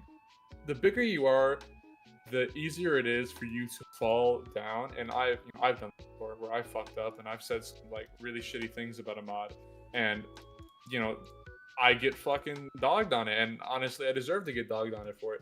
But the thing is, it's just learning that, yeah, I got a big audience. I shouldn't say that, because that would fucking really hurt. Like, imagine if I went on stream and I said, hey guys, I'm gonna look at this mod. I look at this mod and I go, I fucking hate this mod. I hate it so goddamn much. And if I say that, if that person who made that mod is like looks up to me, I just crushed their fucking heart. Like, I just took their heart and I just squeezed it and just drained it. Right? Yeah. But even if I say like, oh, I don't really like this part of the mod, but this one's pretty good, they might be able to take that and say, oh, thank you so much for the constructive criticism. Or they might look at that and go, I can't believe he said that. Like, holy shit. Like, this guy is dogging on me. He's a big content creator, and he's just, targeting the little guy. And it's infuriating for me a little bit, because, it's like, well, I didn't say that. Like, I was trying to be nice. So honestly, it does exactly what Speedz said. It does kind of like go to a way where you're just like, okay, I might as well not say anything at all. Like, where I'd love to help the person as well. I'd love to like give them advice, and doing so, maybe that person would even see it in a bad light, but like other people, like spectators, will see it as like, wow, you got a fucking ego, dude. What's your fucking problem? Right. And that's what really sucks about that. But I feel a way that I've found that is just like better is to just pick and choose your battles. And like, honestly, I'd be picking mods that I like already, and then I look at it and I go, man, I'm probably gonna like this, and then I'll play that, and then I'll be like, man, this mod's awesome, guys. I'd rather pick something that I genuinely like than pick something that I might not like. And that's gonna be a lot more like positive for everybody around me, because like, especially that stream, really, like the music stream that I did was just like phenomenal, because I picked songs that I thought I was going to like, or that I might have like an interesting like opinion. And I didn't rate songs badly. Like, I didn't really put anything below B tier because everything that I listened to was generally good. Like I generally liked it, and that's a good thing, you know. I'd say like the tiers that I had where it was just, like anything below A tier was just like it's a good song. I probably wouldn't listen to it outside of the game though, which is fine. But like I feel like any song that like is like an A tier that goes above is like a song that I would genuinely put on my Spotify like list, right?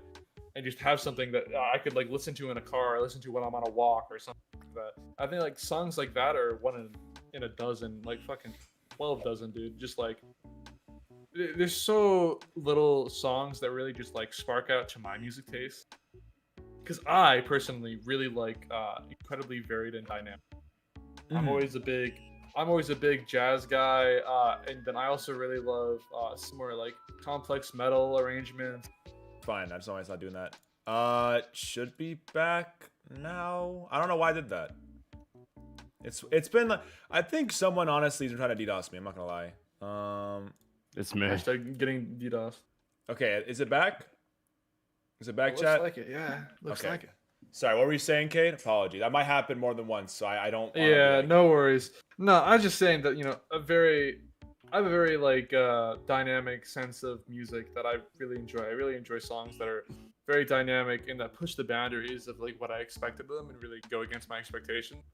That's like my favorite type of music ever. Right. And like some of my favorite bands that I listen to, like probably like the one that has influenced me as like as a music listener is gonna be bands like System of a Down, where like they have like this like raw sound that is something that I cannot find anywhere else. Like genuinely, like you cannot find a band like that anywhere else. Right. No, I totally get that. No modern music sounds like Sode back from the 2000s. Like none. It's so fucking hard to find a band like that now, and it really sucks because I really love their music a lot, but you can't find a band like that anymore. And again, that kind of like goes into a lot of other genres like funkin' now. Like, you know, where you have a lot of music that, you know, originally had people come into, like, I would say that a lot of mods introduced people to funkin'. A lot of mods introduced people with that kind of music that they had that came from producers and musicians who already kind of knew what they were doing. Absolutely. I'm not saying that all of them knew what they were doing, right? But a lot of them did. And so they had this, like, interesting perspective. And then, you know, you could probably say... That's wild. Oh, back. Yeah, okay, whoever's the funny guy in the chat trying to do it, bro, it's not gonna work. Sorry. Anyway, I'll just keep this short though. But like in general, like a lot of music in FNF mods end up just like being inspired by an FNF mod that was inspired by another one. So you know you kind of have this like downstream of just like, oh, I'm inspired by this, which was this. And don't get me wrong, that's how a lot of like you know music like actually was like became, you know, actual music. Like genres evolved, right? I just feel like a lot of it has been taken directly from another mod and inspired by that mod, and so it just keeps going down until eventually it just feels like you've heard it before, you know? Yeah, I get what you mean. Totally get that. Like it just feels like you've heard this song before, and that's not really something that's good to me personally. I like something that defies expectations. No, I totally get that. But like if I've heard it before, if I feel like I've heard it before, then I'm just like, okay, well this song's good. Like by all means, the song could be good. It could be produced well. It could be mixed well. It could have good intentions. The person behind it could be very talented. But if I've heard it before, then it kind of loses a lot of its effect on me. Yeah. No, I get that entirely. Yeah. I totally feel that. Because like it just stemmed all the way from modding. You know, I get what you're talking about. What about you, Hundrec? How do you feel about modding? I like to see that creativity is still going strong. Stop playing Peggle, bro. I am playing Peggle Knights right now. Stop playing Peggle. Yeah, Cade like DM'd me on Steam. It was like just 3 question marks. Oh my god. I mean, unfortunately, something I can do about it. It's just gonna keep happening if the guy wants to be like that kind of person. Chat, I'm telling you guys, on right hand on Speedz' heart, like I'm telling you, like I don't know what's happening. Whoa. Like I don't know what's going on. Don't get me involved. Don't get me involved, like, Mr. DDoS man. Like I'm not involved. Like on Speedz' live, it's not gonna go out again. Like I promise you guys, it'll be fine. You know. Rip Speedz, bro. Nah, but it's Oh, like Pen's Rest only in dead, bro. peace. Rest in peace. I feel like it's all cool. Penko's valid. Wizard plays that game all the time around me, bro. It pisses me off. But it's okay. I think for me, modding, I personally just kind of stepped back a lot Who after the all, fuck like the asked you, bug bro? stuff. Bro, oh my god. Yo. Okay. My bad. Speedz, go ahead. About to air you out. Speedz, go ahead, bro. No, because Kade wants to open No, his go ahead. big No, fucking no. mouth. No, go ahead. My bad. It's crazy how nice I've been to you, Kade, and then you just do that to me. That's crazy. I own your fucking game. I have average 4K on my Steam library. I'm gonna report the shit. Oh, dude, yeah, dude. Report it, bro. Whoa, guys. Let's all be. We're all friends here. We're all friends. What the hell? We're All friends? Not anymore. Kade's pissed me off. Well, sorry. I'll ask Speedz. What do you think about modding then? Huh? I'll let you answer the question. I kind of just took a step back because like the bug stuff. I mean, like coming off to our fucking private accounts and our friends who were just involved. Like I don't know, it was scary. Like actually, like, and you know, I worked on Heist for like so long, Oh yeah. and I had to just let go of that, and that hurt. But I mean, I still do some like mod stuff. I mean, I don't think I can direct my own mod ever again. Right. But like when friends, you know, like Silly Hour, when they do the seasonal stuff, like, you know, I'll do a little funny little thing, or you and know, then us that one time. what did we do? Like in the future. In the future. In the future. What? In the future, bro. I can't leak. You know what I'm talking about. I don't even know what you're talking about. There. Move on, bro. Don't piss me off. Bro, I actually, I'm I actually don't know what you're talking about. Hold on. There we I'm go. about to see like, let's see, bro. Okay, whatever, man. I said in the future. It's okay. The future that you showed. Oh, I don't want to do it. Yeah, fuck you. Okay, bro. So continue your point. Sorry, I mean to interrupt your amazing story. I'm so sorry. What were you saying? There is no story. Oh, okay, I understand. I like Funkin. I think it's a fun game, and because I do other things in my life, I don't really care that it's not updating or not. I would like Week 8 because I've known about it for fucking years now. Oh yeah. And like that's the one thing that I'll be honest here. Weekend 1 was kind of a letdown to me. Not for content, but that shit was leaked for like 2 years at that point. So we kind of already knew what was happening. So the surprise was going Week 8. It's kind of like you hear bits and bobs are there, but like, you know, past that, I think that's when it's about to get hype. Like that's when I don't know like anything. Oh yeah, absolutely. I'm very excited to see what goes on in the future for that, because it's like, I mean, that's what we're all waiting for, you know. And I think it's also valid as well because I mean, I think that there's a lot of people who are invested in FNF, but only FNF, which is why to them the wait feels longer, the wait feels like more of a drag to them, because obviously they only have really modding going on outside of things like, in your case, right? People like are focused around Funkin because it's all they have going on, and like terms of like, you know, online stuff, you know what I mean? So I see what you mean there, right? So you're not as bothered because that's not the position that you're in, right? Totally. Well, I mean, there are some people out there whose whole like online lives are just like Funkin, like their personalities Funkin. You know, there are some people's lives who like are just modding, and it's like I can understand why they'd be upset, like, because I mean, oh, you love this game, and you know, they basically are giving you the biggest middle finger to basically saying like, fuck you, like we're just not gonna talk. Right. And I kind of get it, but I don't know. I feel like I don't want to say you can't be upset, because I mean, you rightfully can, but I think like, I don't know. Like I said earlier, people get upset about the wait, and they kind of just forget that they have released things. No, you know, Pico stuff was cool. No, I liked it a lot. I think people are just like, I like to hope that most people that say that stuff don't like have like the mindset of like like pessimistic, where they don't think much is being done. Like obviously the stuff is happening. You guys can't caught that yet. You know, that's the whole point. You gotta wait until. Yeah, I'd hate to be in your shoes. Oh, Like, yeah. what could you guys can't say anything. Oh, you talking to me? You talking to what? My bad. Yeah, Yeah. That was- it's kind of Who else are we the talking case where like Nothing. it's kind of because like you guys can't say anything.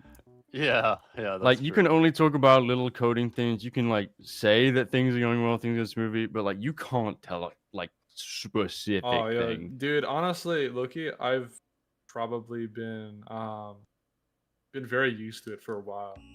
On a lot of other projects, you know, you just kind of get used to it. I mean, like at a point, it's kind of just like the game development way is you always have something that you're not allowed to tell somebody. You know, be it out of like, oh, I just don't want to tell you because it would spoil it, or out of a contractual obligation. Yeah. So Yeah, like, legally, I cannot say a fucking word type stuff. Yeah. it's true. It's true. I get that. Totally get that. I hear when people hear that, they generally like, oh, Funkin went so like, they went so professional, they went so corporate. It's like, no, that's just how games are. Like, you've signed something to be like, no, I'm not gonna leak things and ruin everything. Yeah, I mean, yeah. And again, that's just something that we always do. You know, we all got like contracts and everything, making sure that everything all nice and fun. We don't want anybody leaking anything. Right. That's for sure. That would be bad. You know. True. It's true. Oh my goodness. Nothing of base game has ever been leaked in a bit. And that's nice to see. Oh yeah. Yeah, I've kind of locked the place Yeah. down. Yeah. Shush. Yeah. I'm like, hey, don't do that, and then everyone like True. listened, True. Yeah. It's true. Yeah, I totally get that. 'Cause it's like, including you, Cade. Oh. Ooh. They're listening, Hundrec. They're listening. Ooh, in spill the the walls. beans, spill the They're in beans. the walls. Oh my Oh, gosh. turn around, check behind you. Whoa. Pause. Okay. Dude, I just looked behind me and I saw Dave. Man, our kids right behind me. Holy shit. I'm not scared of Dave, I'm bro. warning you, man. I've shared a burger with that man in person. Every yeah. ounce of scare. Like, I'm never gonna be scared of that man again. Oh yeah, no, dude. Dave's like a little big baby. Like, little He baby. actually is. He actually unironically is. like that's not even a joke. Like, Like when you say he's a big baby, like you're not even exaggerating. That's just how he is. Oh my gosh. That's crazy, bro. just when me and Hundrec like looked at each other, it was like literally just like so much romantic tension. You have no. Oh. It's like the only two tall people on the crew. I'm just. Oh. How tall are you, Kane? I'm like 6'8". Huh? I around don't there. think he's lying. Eh, I think Like- he's legitimately 6'8" or something. Wow. I did not know that. I'm 6'5". That's why I'm surprised by that. Wow. Okay. Yeah. I Feeling can. short now. Well, I mean, I can just prove it right now. Hold on. You see on my screen right now? I believe it. I've seen images of Penn next to other friends of mine, so I know that Penn's like a titan. Door's right here. You know, it's like. Okay, but that doesn't really say anything. You could just have a comically small door. Why would I have? It's true. Why would Eh, I Dude, I have a dude in my apartment. I have a comically large door. I mean, that's fair enough. Cause you're 6'8". I get that. Like, dude, this shit is tall as fuck. Absolutely, bro. Absolutely. Why did somebody say the cake, bro? Get that guy out of here, bro. Oh, Sly, bro. Don't do that. No, that's how like how do you guys do like IRL meetings often? Like you guys. Sometimes.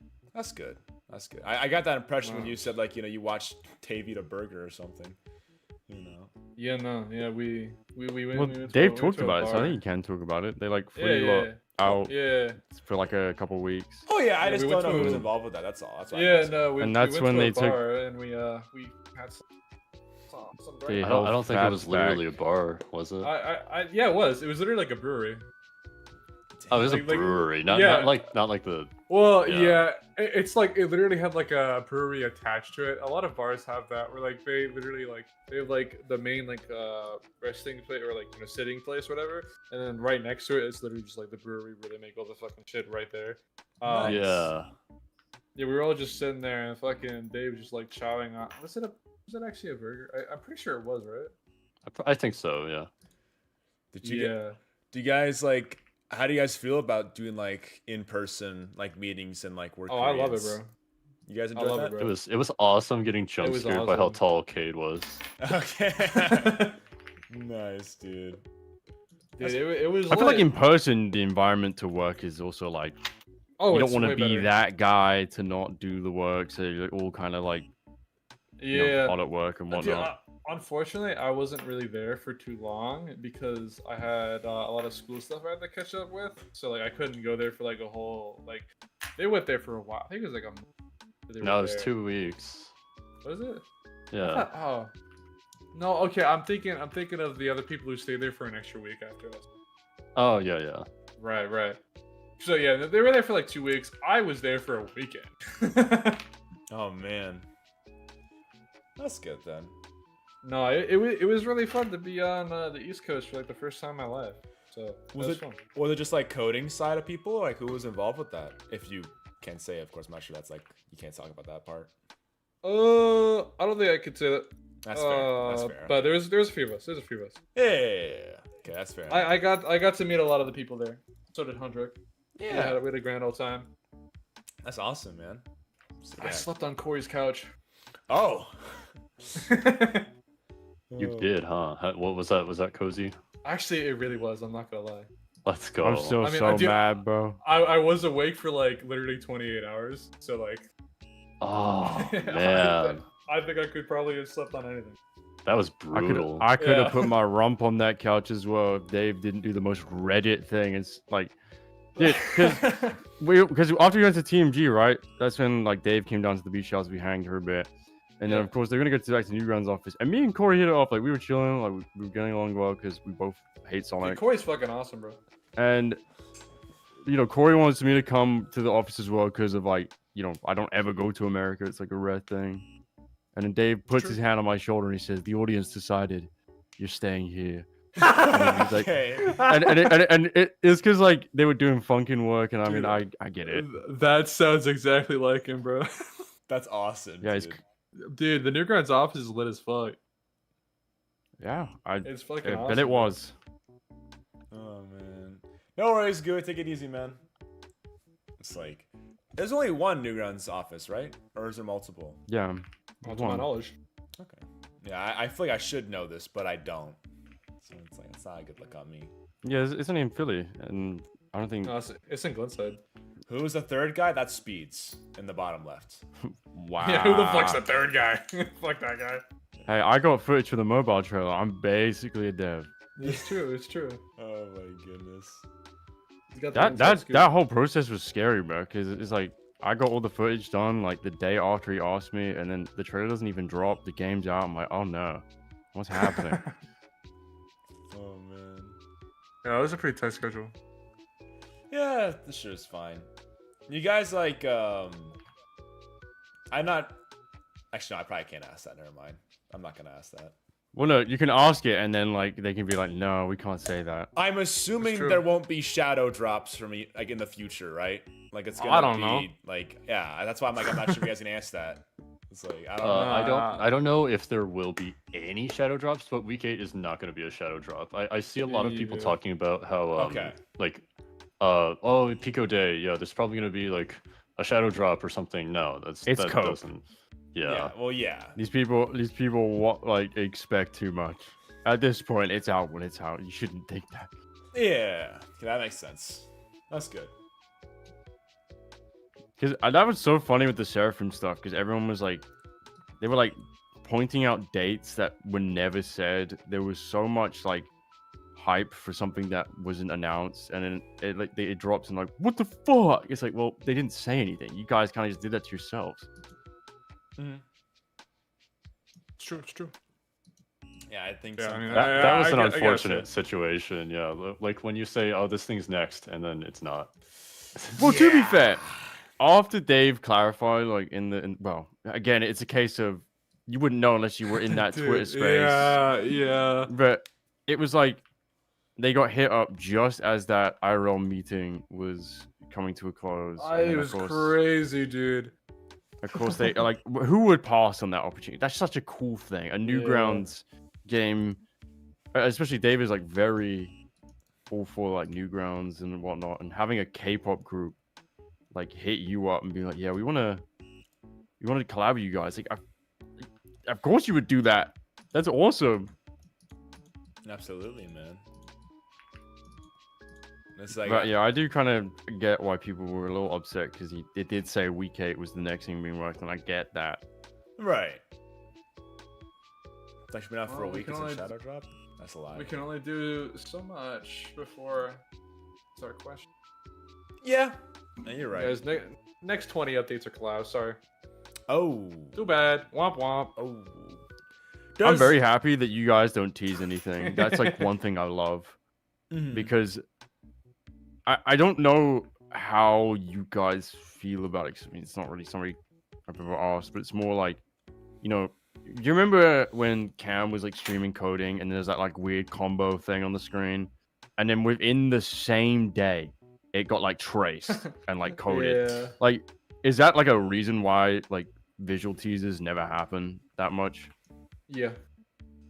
Yeah, I fully get that.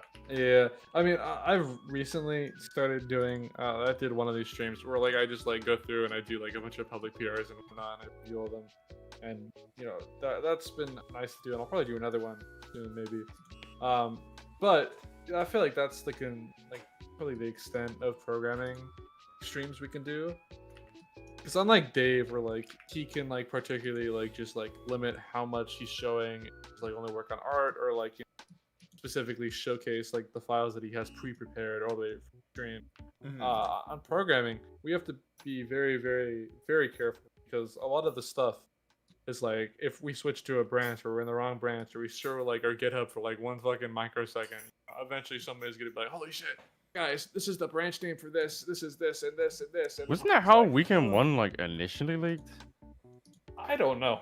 I don't remember how that happened. I swear it was something to do with like Cam accidentally having like a version of the new port, yeah, like, I think open. I think the test branch of the Newgrounds, like the test game or whatever that we have up, was set to public, so somebody could find it through the link, and they just literally guest linked. I think that's how it got leaked. That was a very interesting time period. Like That was crazy. Yeah, the people. I know someone made a fan mod of Weekend 1, didn't they?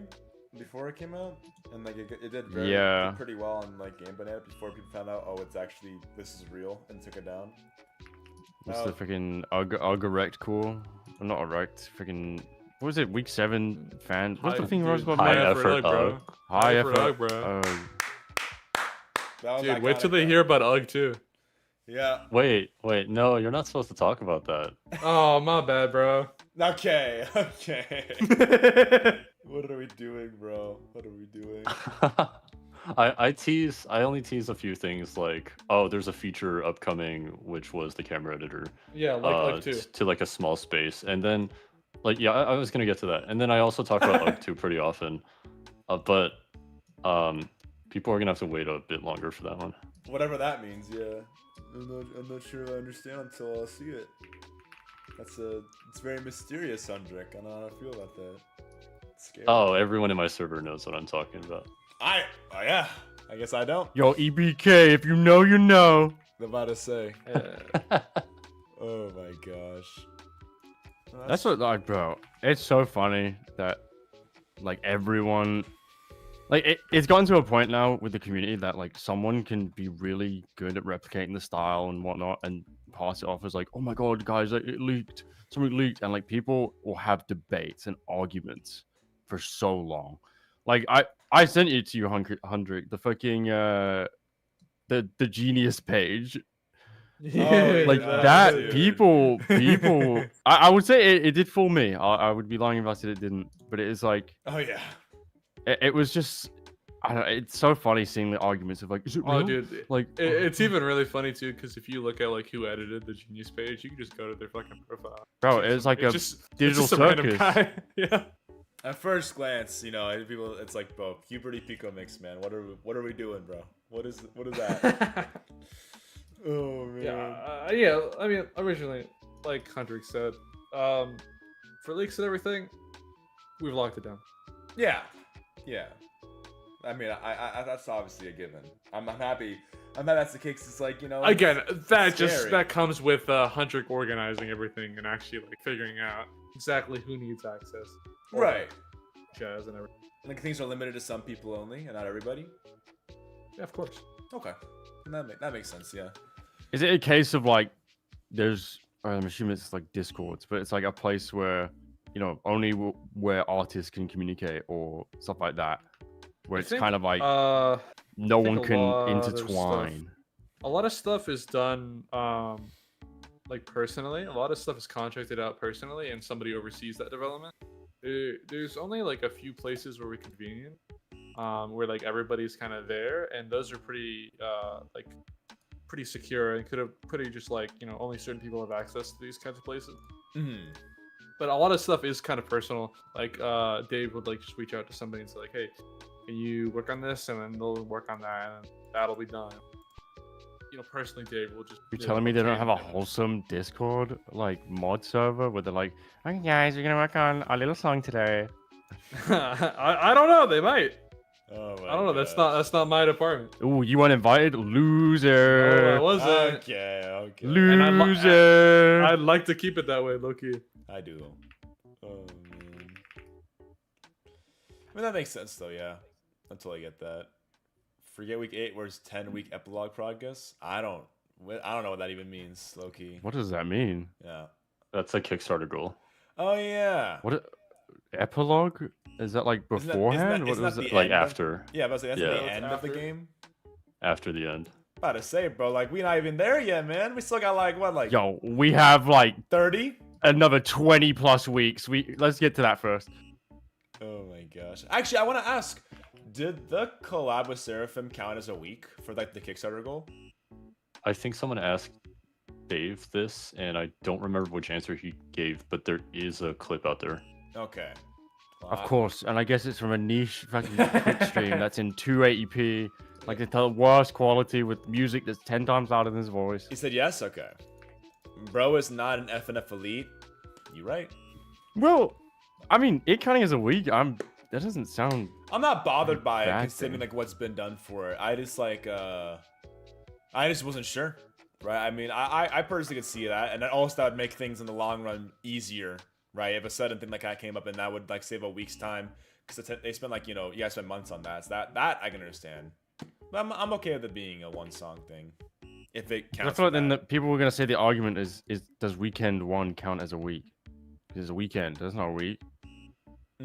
But yeah, that one's definitely a week. Yeah.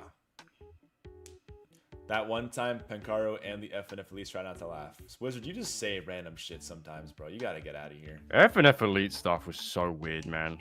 How the hell did an inside joke from like years ago go like mainstream? That's so crazy to me. Oh, Like we laughed about this shit ages ago. Like this is, I guess if people don't know, the FNF Elite joke comes from like, I guess a group of friends that me and Pen are a part of. yeah. And it was like, it's old. Like it's been around like, because there was someone, I guess I won't say the name, but there was someone who genuinely believed that like there was a Discord of like modders, and they called them the FNF Elites, and they genuinely believed that. And then we saw that confession account, and we just got confused. Like maybe it was just convenient. Maybe someone like just also has that same opinion, maybe. But it was just so weird. Because then there was a whole mod about it, and of course, like the mod missed the entire point of the joke, as per usual. It's okay. It's okay. I'm mad, but I fucking It's okay, bro. modding makes me mad. Hey! Don't you do that here. It's okay. Do what? Speak the truth? True. Boy, they've been remaking OG mods. What are you saying? Oh my gosh, bro. You don't want a remake of Witty? What's wrong with you? Come on. It's Me? not made by the original devs or endorsed, but like they're doing it. Come on. Yo, Speedz. What? What's wrong with that? Sorry, I'm problematic. Okay, no, I'm just reading chat right now. Sorry, I'm just so opinionated and I'm so deep in my own. I got so much lore in me, you know. Someone called you a baboon, apparently. All right. I'm fine with that, low key. I don't know what that means. Look, he is a baboon, not gonna lie. A little bit, yeah, a little bit. Jarvis deployed the remake slot mods. Real, actual. Oh my gosh. Well, guys, What do you? were you saying, Speedz? I was gonna say, Cade, what do you think about it? Since like you worked on like OG mods, right? Like, did you work on Witty? Yeah. You Witty, you know, Tricky and whatnot. Yeah. And you're like, you know, everyone just remaking it now with and without permission. Like, what do you think about that?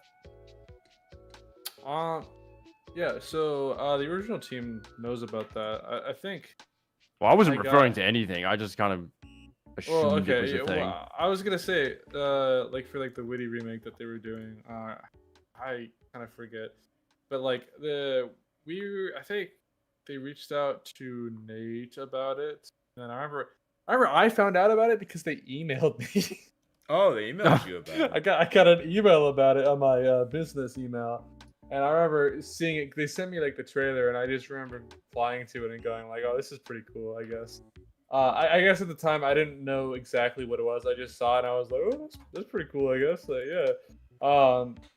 But yeah, no. So yeah, we know about it. I mean, like, I guess those kinds of like recreations or like remakes, whatever. At the end of the day, I feel like if we were ever gonna do something, it would. I don't actually see it even happen, honestly. Well, I wasn't really So- saying like, are you gonna do it? I'm more asking like your thoughts Yeah. on just like, you know, just I that guess current. I guess the thoughts on it is like I don't really get it. Mm. I guess. I mean, I do, but I'm saying like from a current standpoint of just like if you want to play the mods, play the mods. Like they're out. Like you can play it in its original form. I guess Right. people would want it to be on like a modern engine and whatnot, but I mean, personally, as somebody who's like more of a nostalgia guy, fuck man, if you ain't playing the original port or the original mod, right? Like, you better go play it. You better go be a bigger go home, No, I get that. Totally get that. I think I find it just interesting. I'm not sure if I really have a stance on it. I know that I was talking to Siva like yesterday about like a Tricky remake, but I'm not sure that would ever happen though. Cause like it's a weird spot. I to be think in. there was a lot of talk between all of us about like what was going on, and like originally like there was Tricky 3 that was happening then.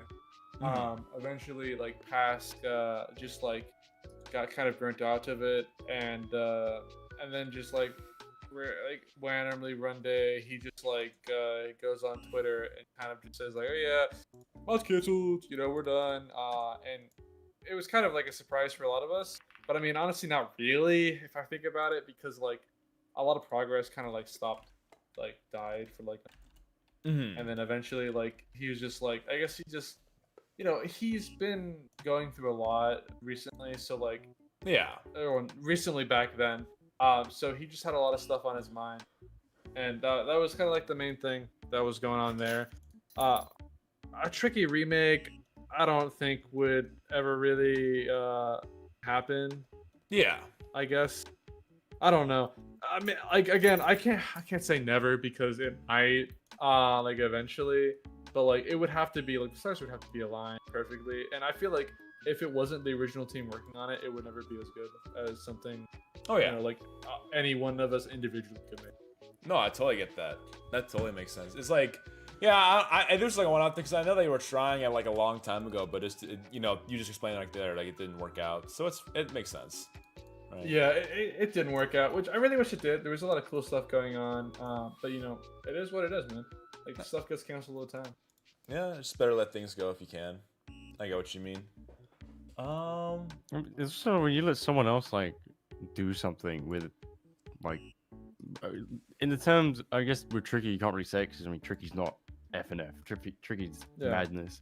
But let's say witty, like there are people out there who will just like make their own witty mod, and it's like I think they kind of missed the point of the original devs made it. It's like their character, that's their story, that's their music, and it's like if you just go out of your way to remake it, you don't know like what the visions for that were.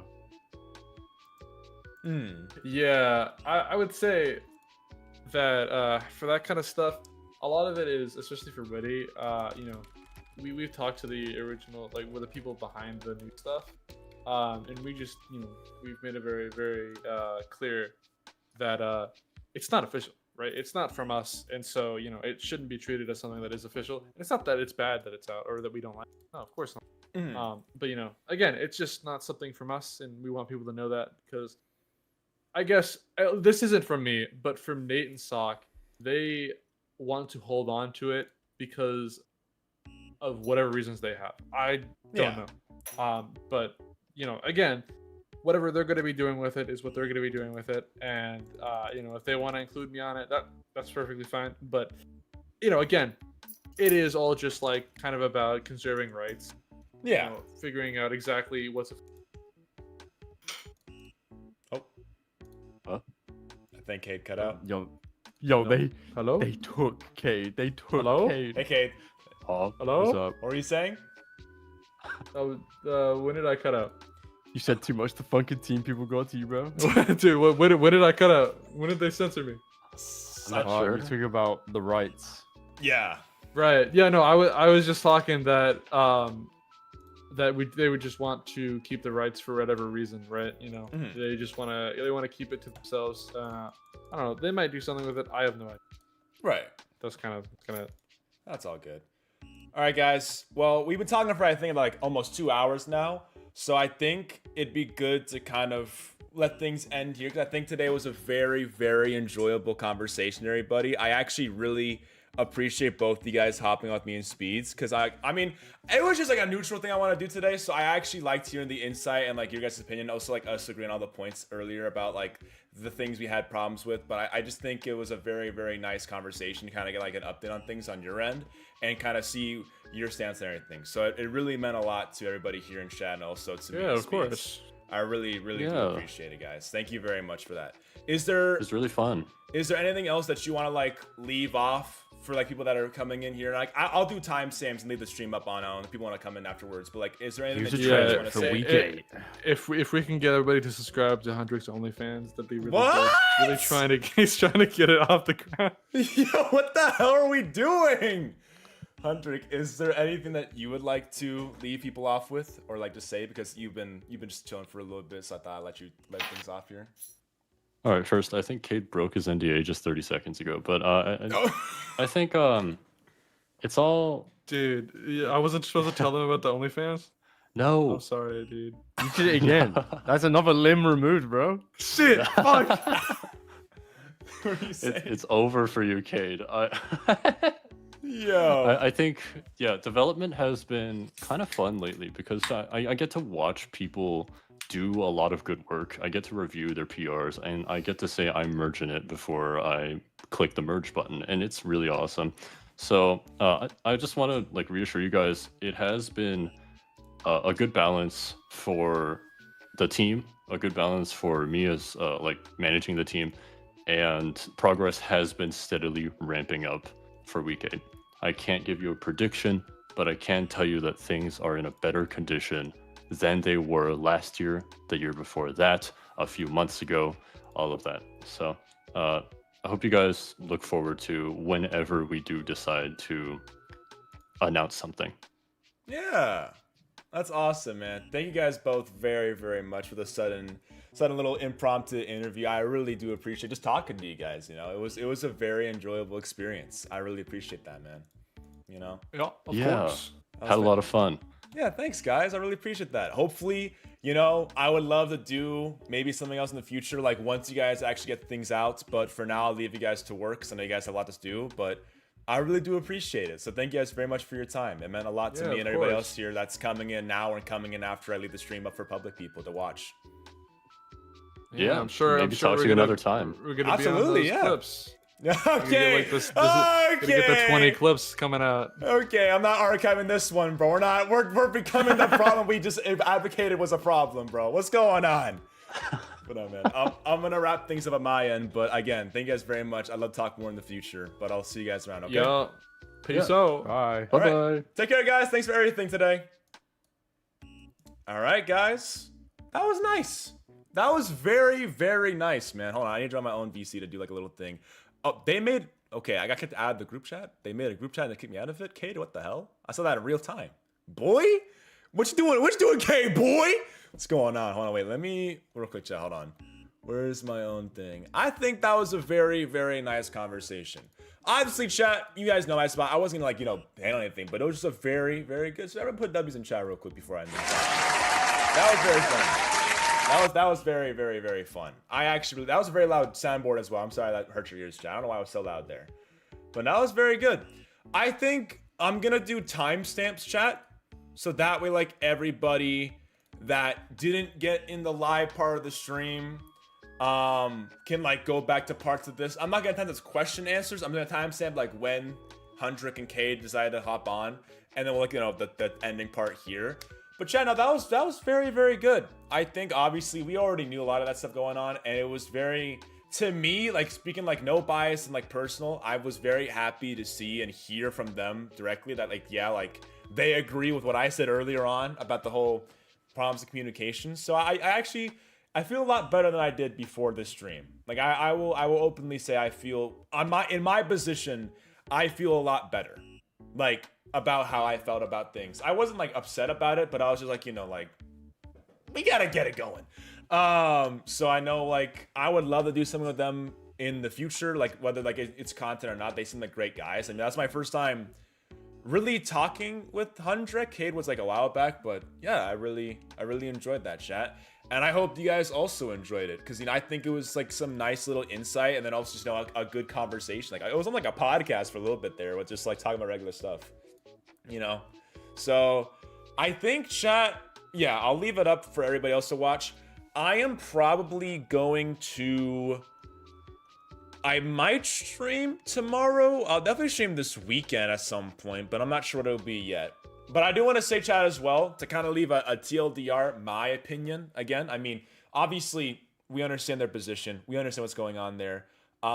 My take is still same to before, but it's just like, you know, it feels better about it before, you know. I like I'm just happy about, like, I'm just happy that they've communicated about it. But for me, my personal take is, again, like, I love the game. My only issue has just been how we get information. So I'm sure once we get drops, when it drops, we'll get a better way of hearing just anything news-wise from them. Even if it's like, you know, as long as it's more consistent, we'll get it better. You know, that was good. That was very, very good. Okay, chat. I'm gonna wrap it up here. That was a nice little 2.5 hour stream. Again, I might play, I think Pillar Chase gets the recode tomorrow. Maybe I'll play that. If not, I want to do an Indie Cross Series rewatch with the dev team this weekend, maybe. We'll see how this go. Legacy video coming along. I may not do it, but I will have that Among Us video still coming out with you guys, you know. With that being said, chat, if you guys have not done this yet, you guys should join the Discord for you to get updates on the community stuff. And obviously, like and subscribe helps a lot. I appreciate all the new members today, all the donations, all the gifted stuff. It means a lot to me, man. I hope you all had a great Thursday afternoon, and I'll see you guys all around. You know, you guys were great today. I appreciate everybody always being respectful today. That was very much appreciated, because it was a very sudden thing that kind of happened. And appreciate Tasu as well, I guess. Yeah, I'll see you guys maybe tomorrow, if not this weekend. All right, chat. I'll catch y'all around, man. Very positive stream. I'm happy how it ended off. You know, it was really, really nice. And contributors, get back to work. Now I'm playing. All right, guys. Take it easy, everybody. I'll see y'all hopefully later this week. Bye, chat. Much love to everybody involved here today. That was really fun. I actually had a great time. All right.